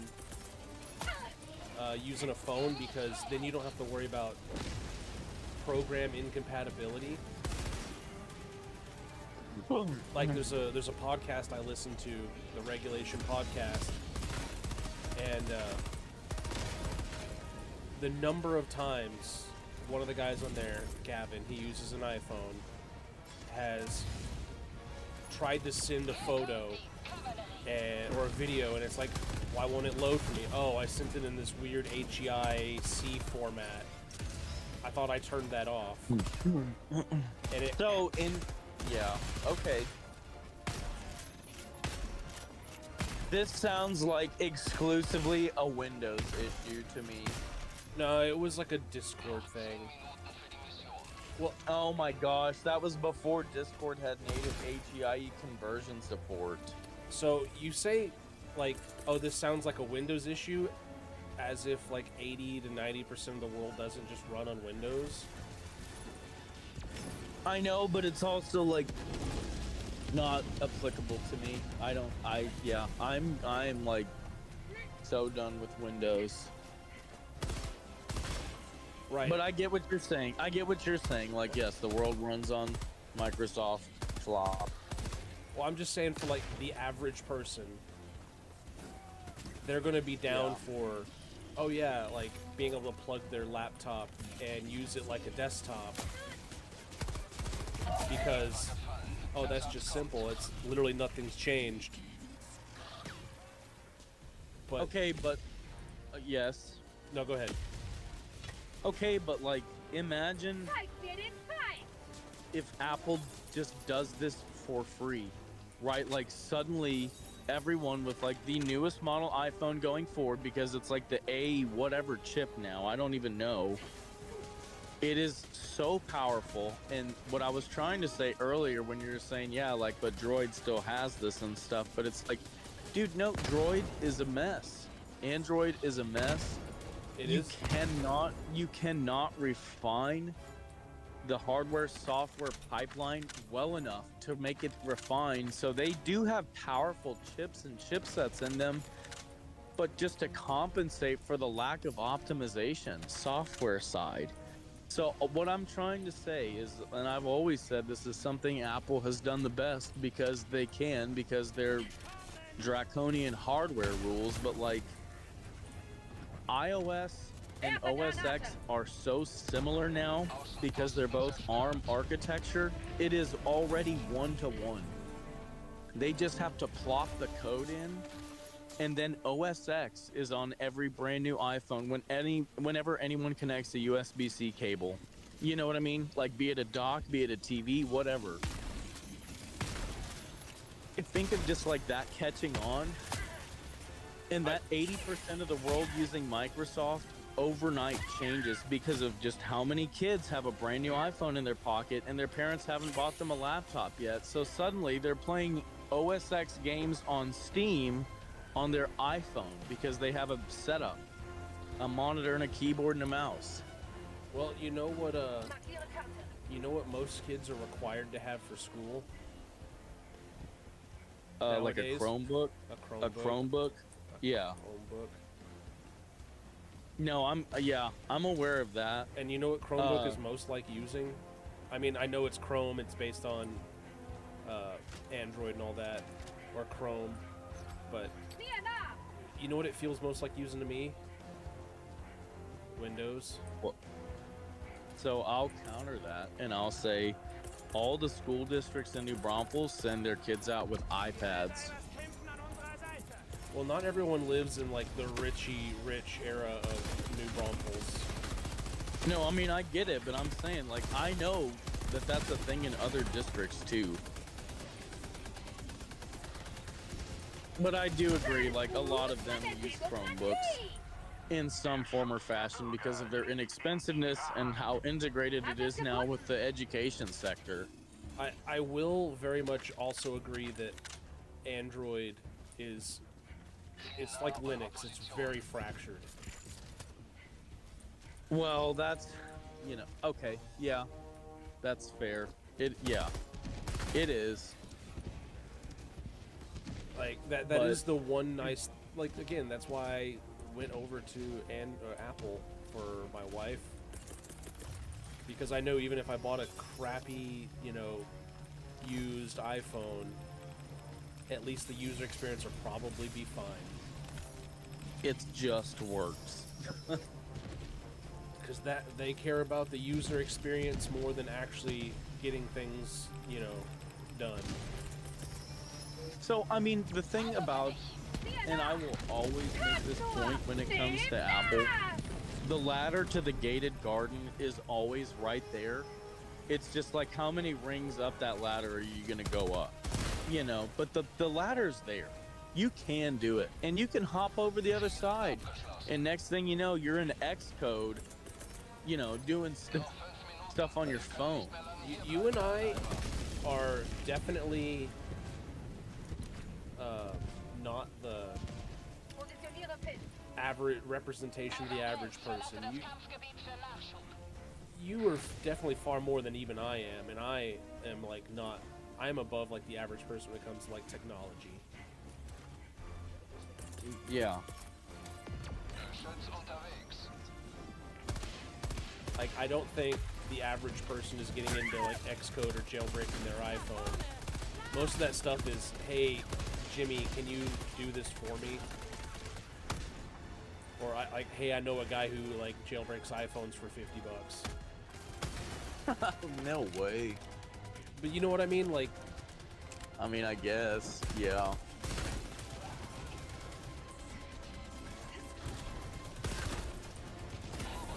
I remember having wired internet tethering on my AT&T Unlimited plan on my iPhone 3G. oh yeah, I remember that. I remember you talking about that. That's before tethering was even a feature that any cell service offered. You know what I mean? Like, they hadn't found out how to even do that. That wasn't even in iOS yet. So I was playing WoW on my laptop in the car with like my mom driving to the beach. Right. And it was crazy. Because then I could play WoW anywhere. You know what I mean? Yeah. Like, I'm going anywhere. I'm just packing my laptop, my corded mouse, and my iPhone cord. You know what I mean? And I'm playing WoW.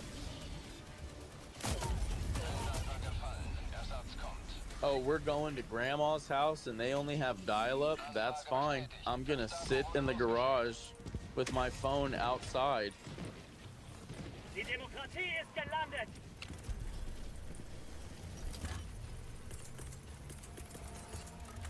Now, I do agree that if Apple did release something like that where you could just plug your phone in and it becomes a usable desktop experience,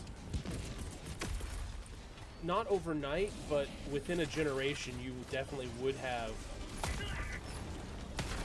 a lot of people that are far more familiar with iOS than Windows. Okay. Let me just, like... Okay. Like, let's say, instead of my wife, let's say your wife. Her iPhone gets that capability. So she's, like, taking pictures of stuff, taking videos around your house, like, taking videos of her, you know, whatever, her voiceovers and stuff like that. Yeah. And then in her office, she doesn't have a desktop. She has 2 monitors, a full keyboard, a mouse, and a dock. And she plugs her iPhone in, and bam, she's in OS X. You know, she's in YouTube Creator. She's in Final Cut Pro or whatever she does for video rendering or what, you know what I mean? And it's like, it's all just right there. You know what I mean? Like, how much does that change with her computer habits? She wants to play a game. She downloads the Steam app on her iPhone, you know, when she's in the morning drinking a coffee or whatever. Later that day, she plugs her phone in. She has the Steam desktop app as well. So she's scrolling through her library. She wants to play whatever. Oh, guess what? It's compatible with iOS. It's also compatible with OS X. She's playing her game on the desktop. She unplugs it. She's playing the mobile version, and it's all integrated and in Steam within a full desktop app. You know, a full desktop UI. Her file system's there. Her camera library's already in there. The only thing I have a hard time believing is Steam running well on Mac. So it does. It runs surprisingly well, impressively well. Because you know why? Every one of those games that is on Steam with OS X support is fully written with Metal being the video decoder and accelerator. So it's all native Mac code. It's not translating any level of Windows codes like developers that do this, like they just make a Mac version anyhow. So like you're not gonna get every single game, but like, you know, your traditional like Call of Duty, all the AAAs, down to like The Sims, is full Mac compatible, the EA thing. So like that's a huge game library, but it doesn't matter. The new iPhones have 2 terabytes. You know what I mean? If you like get the $1,000 model.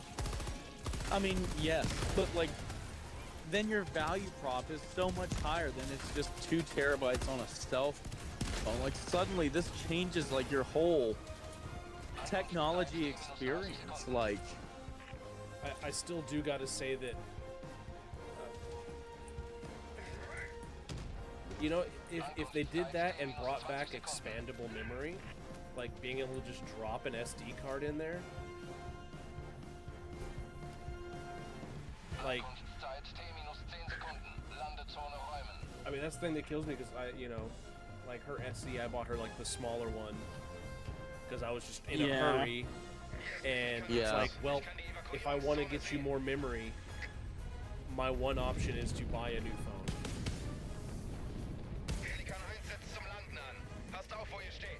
I mean, but they've been doing that for like the SOC thing for like a long time now. You know, like they're not gonna drop that. They're going full steam ahead the other way, and like you can't change that. And that's one thing I think they would have to, especially if they wanted you to use it like as your computer, because like, I don't know. You know, I can't imagine buying a computer that I can't just plug a hard drive into. So you can, when you're plugged in, when you're docked in, you can have you can run an SSD to it. You can run an external hard drive. Theoretically. I don't know. No. If it's gonna have a full-fledged OS X operating system, it's gonna have external storage support. Like that's a part of using a computer, is being able to plug flash drives into it. And you know what you can do? They make USB-C flash drives now. SanDisk does, that you just plug into your iPhone. I have seen those. So that already tells me that protocol is fully supported. And for you to be able to use like a USB mouse and keyboard, like they would have to have those ports and I/O open. You know what I mean? I will say, like, because I just got her a new iPad. Yes. It does work with Bluetooth keyboards. And a Bluetooth mouse too, if I'm not mistaken. I haven't tried, so I can't speak to that. But I did get her a little Logitech Pop Bluetooth keyboard. She likes it because it's got the round typewriter style keys. I think you should try one of your MX mouses and see if it has Bluetooth mouse support. I'm pretty sure it does, and I'm also fairly certain they have support for wired mouse and keyboards if you plug it into a dock. But yeah, what I'm saying is, like, if it has full OS X, when you dock your phone into a workstation, like, it needs to be able to support a printer being plugged into a USB port and a wired Ethernet cable for internet traffic. And like all your USB peripherals, just like OS X supports right now, it would have to have that full level of support. But like what I've been saying is they both run on an ARM architecture, so it's like the code is just drag and drop. Like, it's already done. Like, the heavy lifting is already done I don't know. for writing this. Apple has drug its heels on making anything touchscreen other than a phone or tablet. Like, you remember the touch bar they made that was basically just a stretched out iWatch? Yeah, I remember that was a joke. I know. No, I mean, I know, and I get it. Like, I don't know. Both of us know Apple. You see them definitely more as the, like, you're more hopeful. You've been an Apple fanboy for a long time. So you see them, you see the potential. I've always been the Android guy. You know, I shouldn't have to jailbreak my phone to choose my own wallpaper. I remember when that was a thing. Yeah. So yeah, that's Freiheit sei mit Ihnen, Herr Diver. so like you and I just have different perspectives. I will admit, like, it would be pretty damn cool to be able to take my iPhone, just plug it into a monitor or plug it into a dock and just use it like a computer. Right. It's the same thing I say when I talk about people in Texas driving trucks, and I talk about, like, the Maverick. right. I'm like, dude, that's like the perfect truck for 95% of the people who drive trucks, because most of them don't do anything other than just drive to and from work. Most of them don't use any kind of truck ability with it. Right. So, like, that would be just perfect for most people who have trucks. But there are people who actually need, like, people who have, like, jobs where they have to, like, haul stuff, you know, service trucks and all that. There are definitely lots of people who need other things. See, like, there's probably plenty of people who it would work to where, I just take my... Oh, man, I've been totally missing my chat. Oh no. Well, it's someone from work. Oh no, come on. I've got to... Where's my #1 mod, Money Mopper, to, like... Give you a heads up. Well, to ban this guy trying to sell me viewers. You got all the viewers you need, buddy. Yeah, but I need good, reliable mods. Alright, that's fair. Oh no. I spawned in a...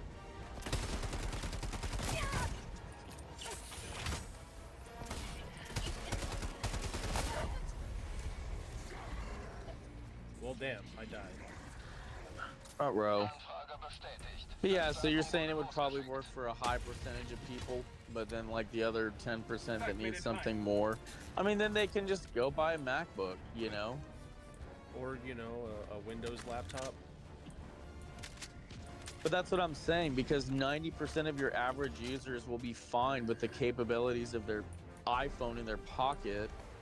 And then the rest of them will be like, well, shit, I already am so locked into this ecosystem because of this phone. I might as well just get a MacBook. Yeah, but the one thing I do got to bring up about that is, hey, I just need something for, you know, when I need a little more than my phone, like email, maybe a couple games. Oh, I can get a MacBook for $1,000, or I can buy a Dell laptop for, you know, $500, or potentially less. So in that case, let's be real, they would probably recommend an iPad.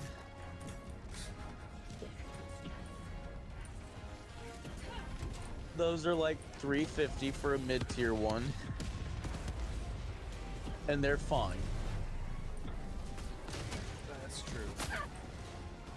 I get that a MacBook is not on the same playing field as, you know, an Inspiron, or what are they now called? What are they called now? Latitudes? Yeah.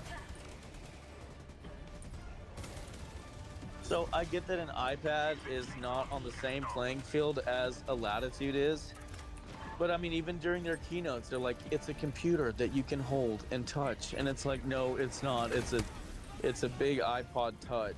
But go on, you know what I mean?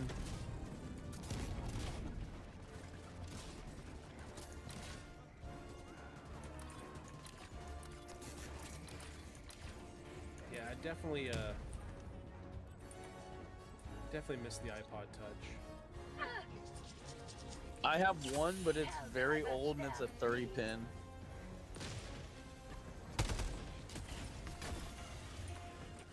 I bought one like right when they were going out for my baby mama's son, and I wish I would have just kept that thing because I bought one of the last, production runs when they were going out, and I got his name engraved in it. Like, I thought that was so cool, and I think they lost it. Yeah, that's because I remember Dankpods was talking about it. Dude, it was so cool. Yeah, because it was basically an old iPhone. Dude. Like, I mean, putting music like on those things was... Yes. I actually like the bezel. I like the actual touch button. And they were so light and small. Man, now you got me wanting an old iPod Touch with a lightning cable on the end instead of the 30 pin. Just imagine if they kept making them and you could get one in with USB-C. Man, oh dude, I gotta tell you. Well, I mean, now I'm so mad at this car. I don't know what I'm gonna do, but the Mercedes, they sell a $500 module that you can install behind the 6 CD changer. Okay. That adds full CarPlay and Android Auto 2.0 support.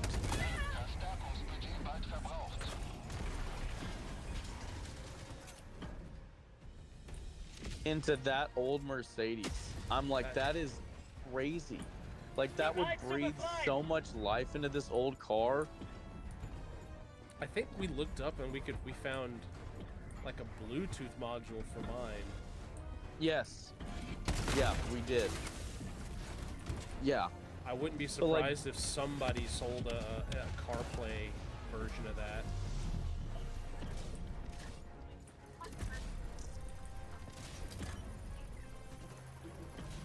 No, you'd probably have to get a different deck. Yours doesn't have a display, does it? No, so yeah.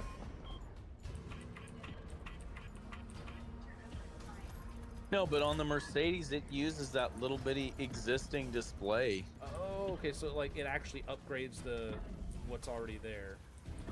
Yes, like it is an upgrade to the stock head unit. You use all of your steering wheel controls, the command knob, like everything is fully integrated and OEM. Okay, that's pretty cool. And it supports wireless 2.0 CarPlay and Android Auto. And it's got like the unlocked version, so you can like watch YouTube videos while you're driving and Netflix and like it has everything. You know what I mean? Like usually there's a thing that's like, oh, the car's moving, you can't watch videos. You know what I mean? It just bypasses all of that. I'm like, dude, that is so cool. Like this thing is the road trip mobile if it ever becomes reliable overnight. You know what I mean? It just needs a few more weeks on the healing driveway. Oh gosh, I'm like so mad at this car.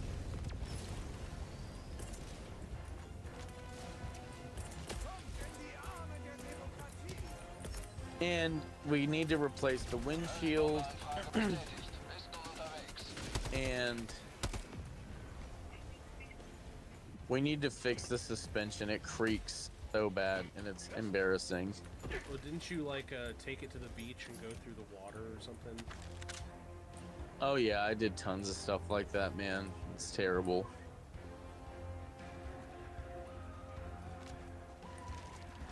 Yeah, no, I definitely did tons of awful stuff like that for sure. But thankfully, after looking into this car like a lot more, it seems like almost every metal on this car is aluminum, so Essentielle Taktikausrüstung verfügbar. At it's least it just won't gonna rust. slowly Essentielle it'll Taktikausrüstung corrode. nicht länger verfügbar.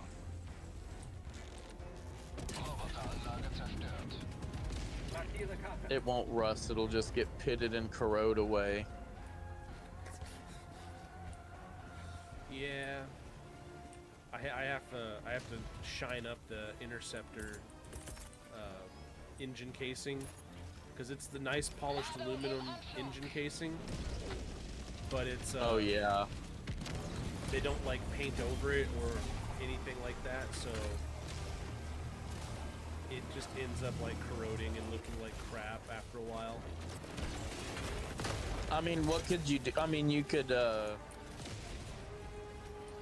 galvanize it. You could get it galvanized, and that would resist corrosion on aluminum, right? Well, I mean, you can put a clear coat over it, and that'll protect it. Magazin leer. No, that's a quick fix. You know that's not the right thing to do. Well, that's what most other car companies do. Clear coat that? Yeah. It's like I'm gonna be honest with you. I had no idea.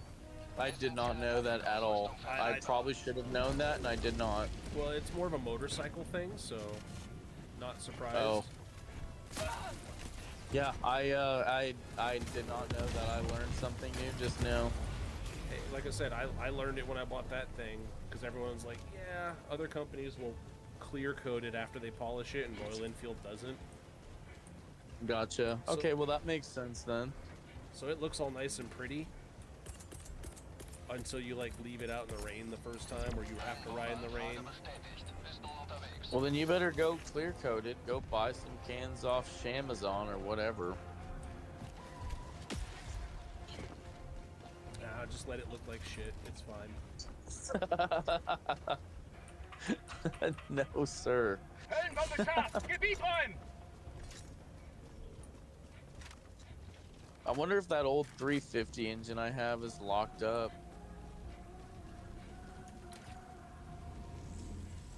You know, you mean if it's bricked up? Positioniere Pen. Yeah.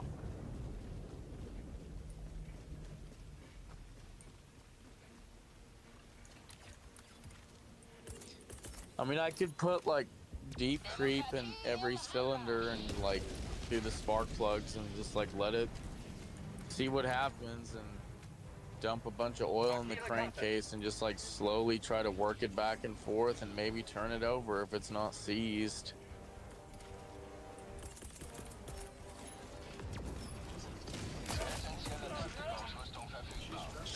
I just don't know if there's any bearing damage. That gets complicated fast, you know what I mean? And Yeah. that was a running motor when I took it out. I would really like to not replace main bearings if I don't have to, especially cam bearings. Oh my gosh, I hate cam bearings You in gotta- old You gotta press V8s. those in, right?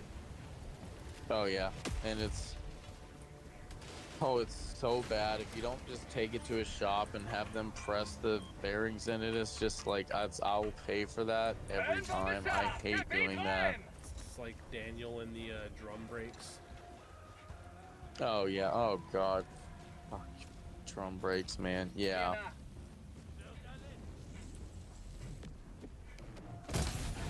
Yeah. I don't know, man. Positioniere Pen. I don't know. But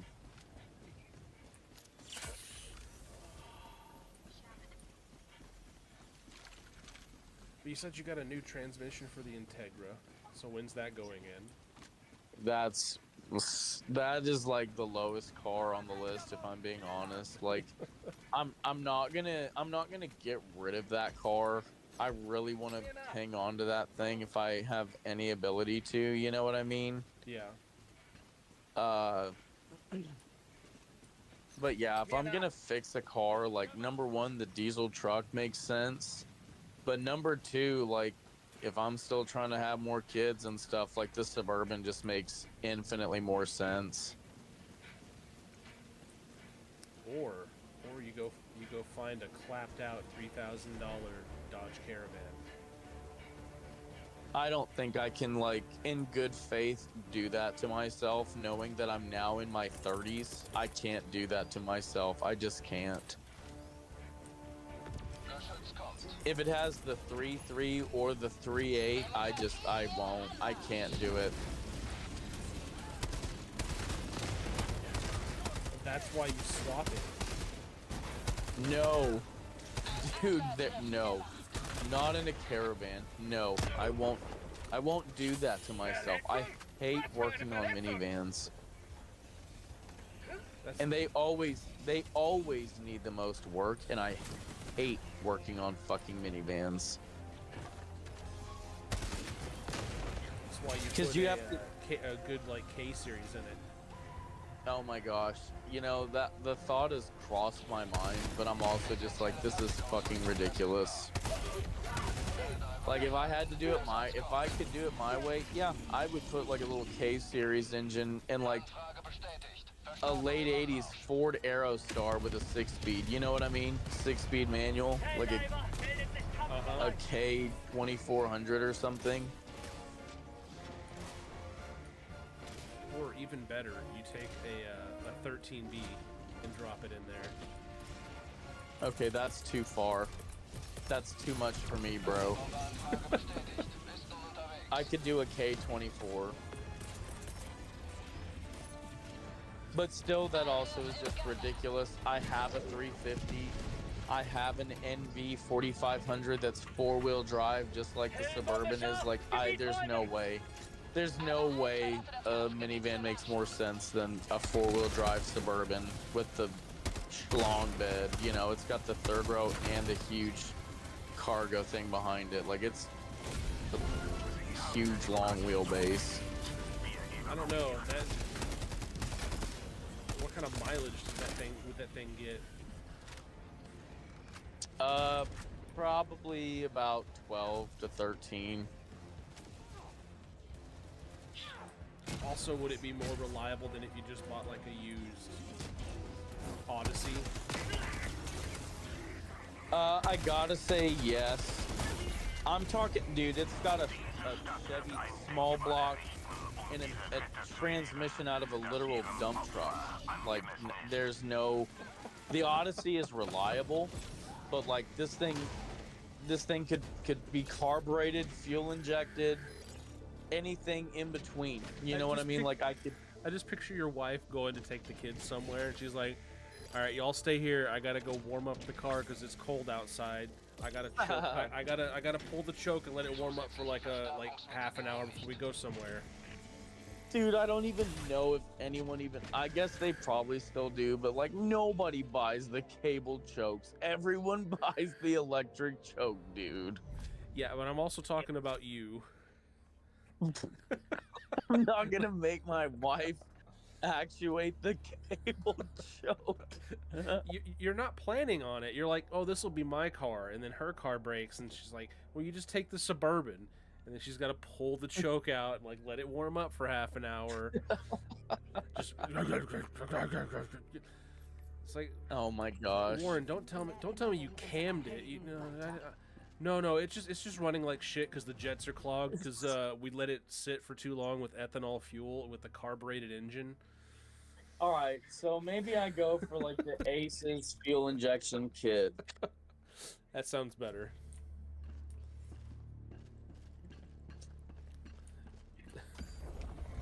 That's because I've been,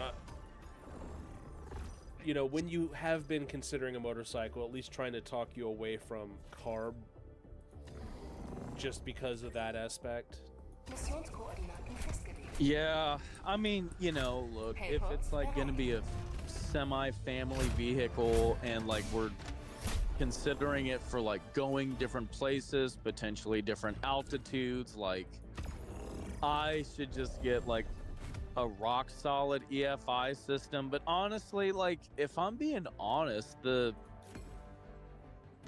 what do they call that? The TBI fuel system is pretty reliable, but it just is so complicated for what it is. Like it's very simple, but it's also complicated for what it is. You know what I mean? Like nowadays you just put, you know, Ace or who makes Sniper? That's Holly, right? You know more about that than I do. Helport-Start initiiert. And like Summit Racing makes their own kit, and it's like, yep, perfect for stock horsepower applications of the 4-bolt, you know, 350 Chevy small block. And I'm like, all right. Oh, It's like one sensor or two sensors, and I'm like, perfect. You can pull it up on your, like you can plug into it with your laptop. Like it's great. as long as it's not a Apple laptop. That's true. I mean, you're probably not wrong. Ausrüstungspaket unterwegs. But I mean, like, that's about as rock solid and as simple as it can get. And you can plug in more sensors if you want to, but it's like, oh, you can plug into the existing coolant temp sensor if you want to. You know what I mean? Like, and it can throw a code or let you know if there's something wrong, but it's not like, to my understanding, it's not necessary to make it run.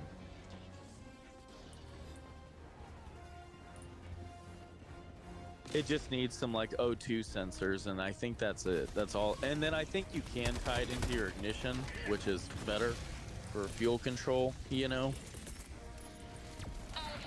Okay.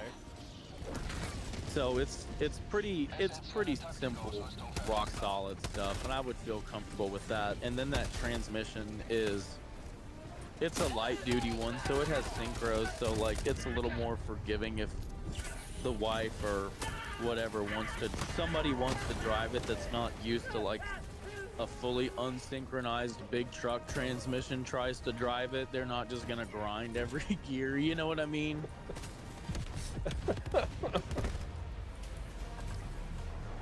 You know what I mean? Like it's a big tough transmission from a dump truck, but it's still it's the beefiest of the light duty transmissions. It was a single axle dump truck, you know what I mean? I just picture after our conversation last week about your wife wanting to have the Mercedes because, you know, wants to kind of show off a little bit or like have a little bit of clout. Oh my gosh. And it's like, all right, honey, you got to drive the dump truck transmission Suburban with the carbed 350 to work today. Oh my gosh. Yeah. Here's an extra 50 because I know you're going to Austin, so gas is gonna eat you alive. Yeah. Well, it does have the 50-gallon tank because it's the Silverado edition. I don't know how many gallons of gas how many miles it is, but it would go quite a few miles on one tank, but it did take an arm and a leg to fill up. I mean, I'm pretty sure the Mercedes gets at least decent mileage if you drive it all right. Oh yeah, that thing does great on the highway.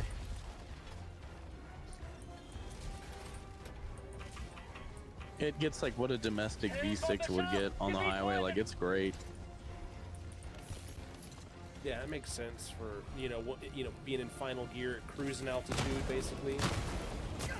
Yeah, that thing just glides. You don't even hear it. It'll roll like 70 at like 1200 RPMs.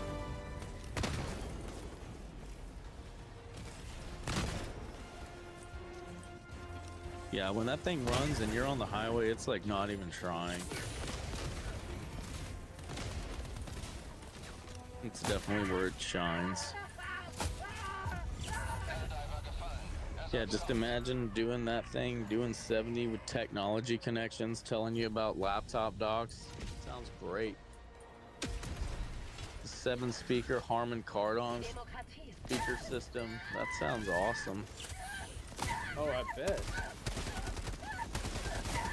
Yeah, that'd be great. I think that would be awesome.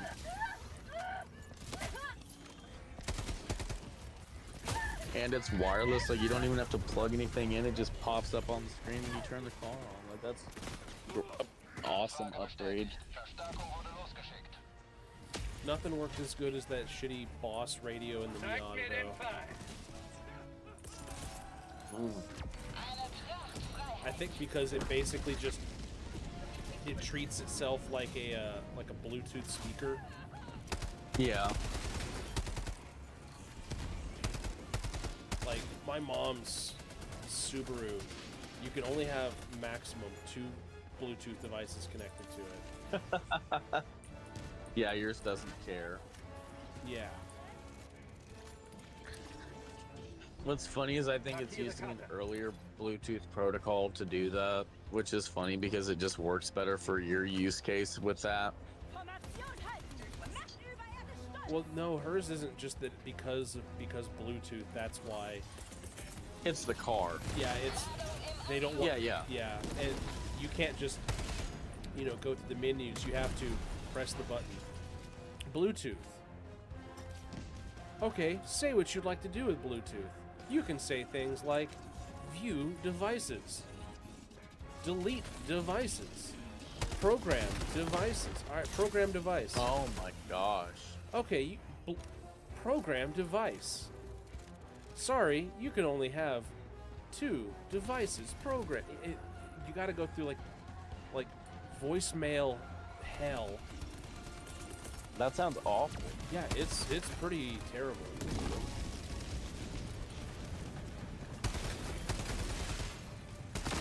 Like, I've never had to deal with stock car, regular car radios. And I would always watch on Top Gear, and they're trying to set up the GPS or set up their phones on the supercars. And I'm like, oh, it can't be that bad. Why is it so bad? It's because I've always been used to aftermarket radios.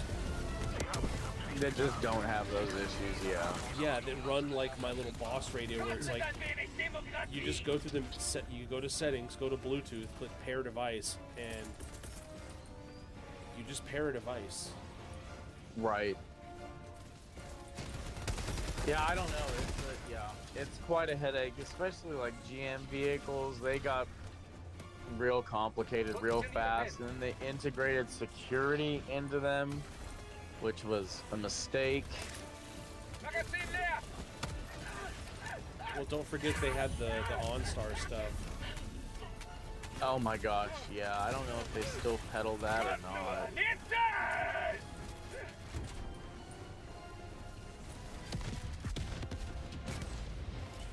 See, we really do need to start a podcast, my man.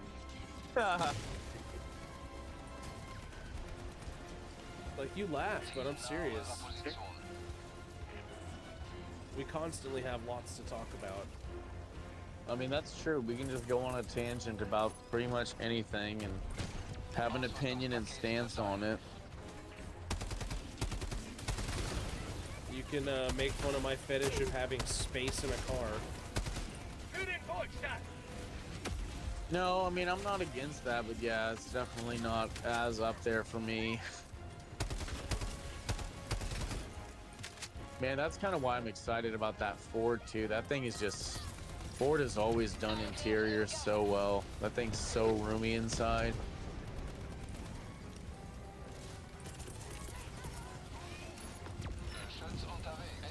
And it's a 6-seater. It's like you're just sitting on a couch.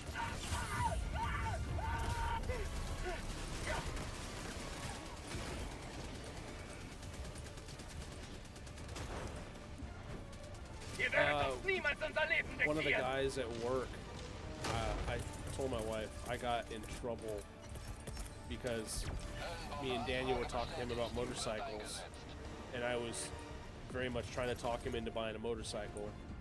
You know, like I do with you, like, oh, here's some stuff you could get, here's the pros, oh, it's so great, blah, blah, blah, all that bullshit. Right. And, he was like, oh, hell yeah, that's pretty cool. Today I went to work, and one of the team leads on the line was like, Ray, Mosin, you were in such deep trouble. And I'm like, what? What did I do? Thinking I screwed something up on the line or whatever?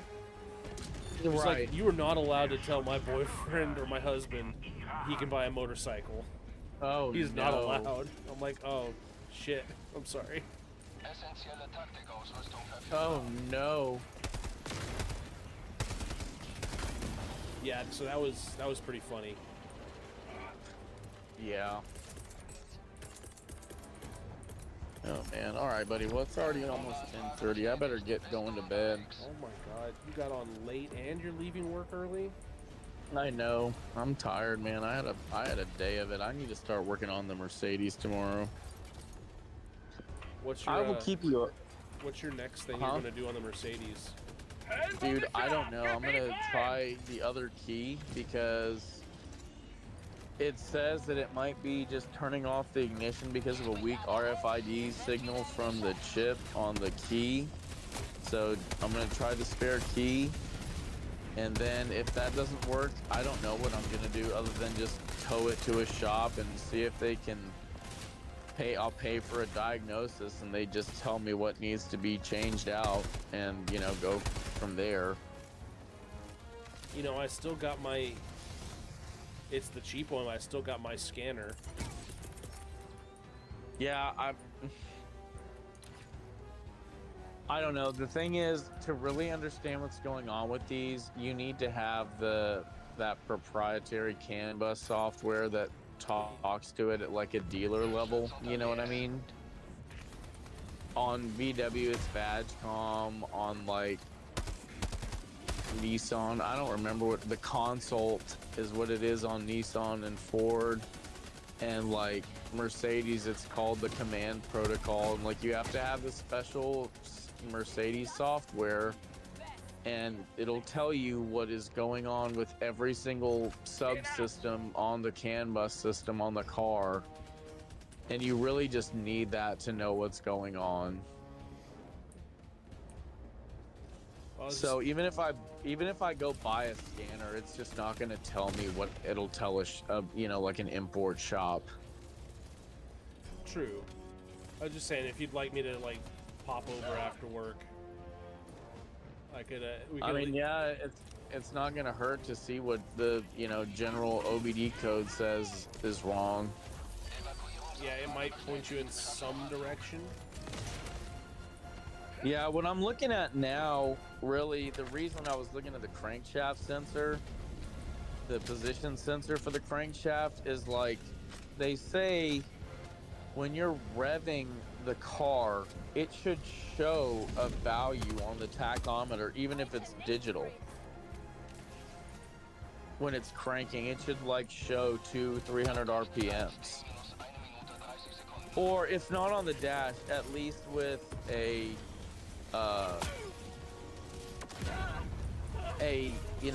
handheld diagnostic thing that can do live data tracking and show the RPM. You know what I mean? Even if it's a digital tachometer, it might not show it on the dash. And I don't remember if the Mercedes did or if it only turned the tachometer on once the engine is running. I don't remember.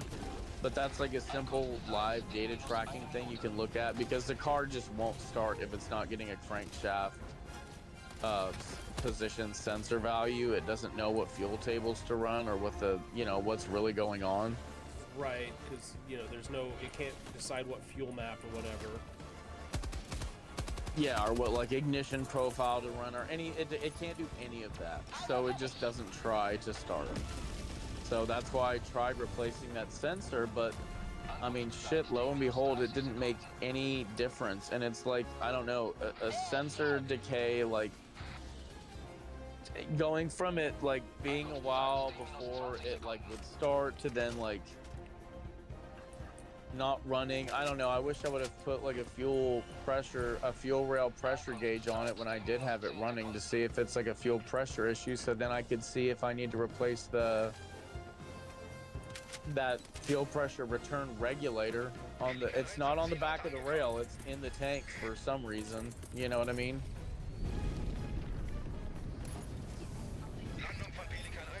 I mean, yeah, that's.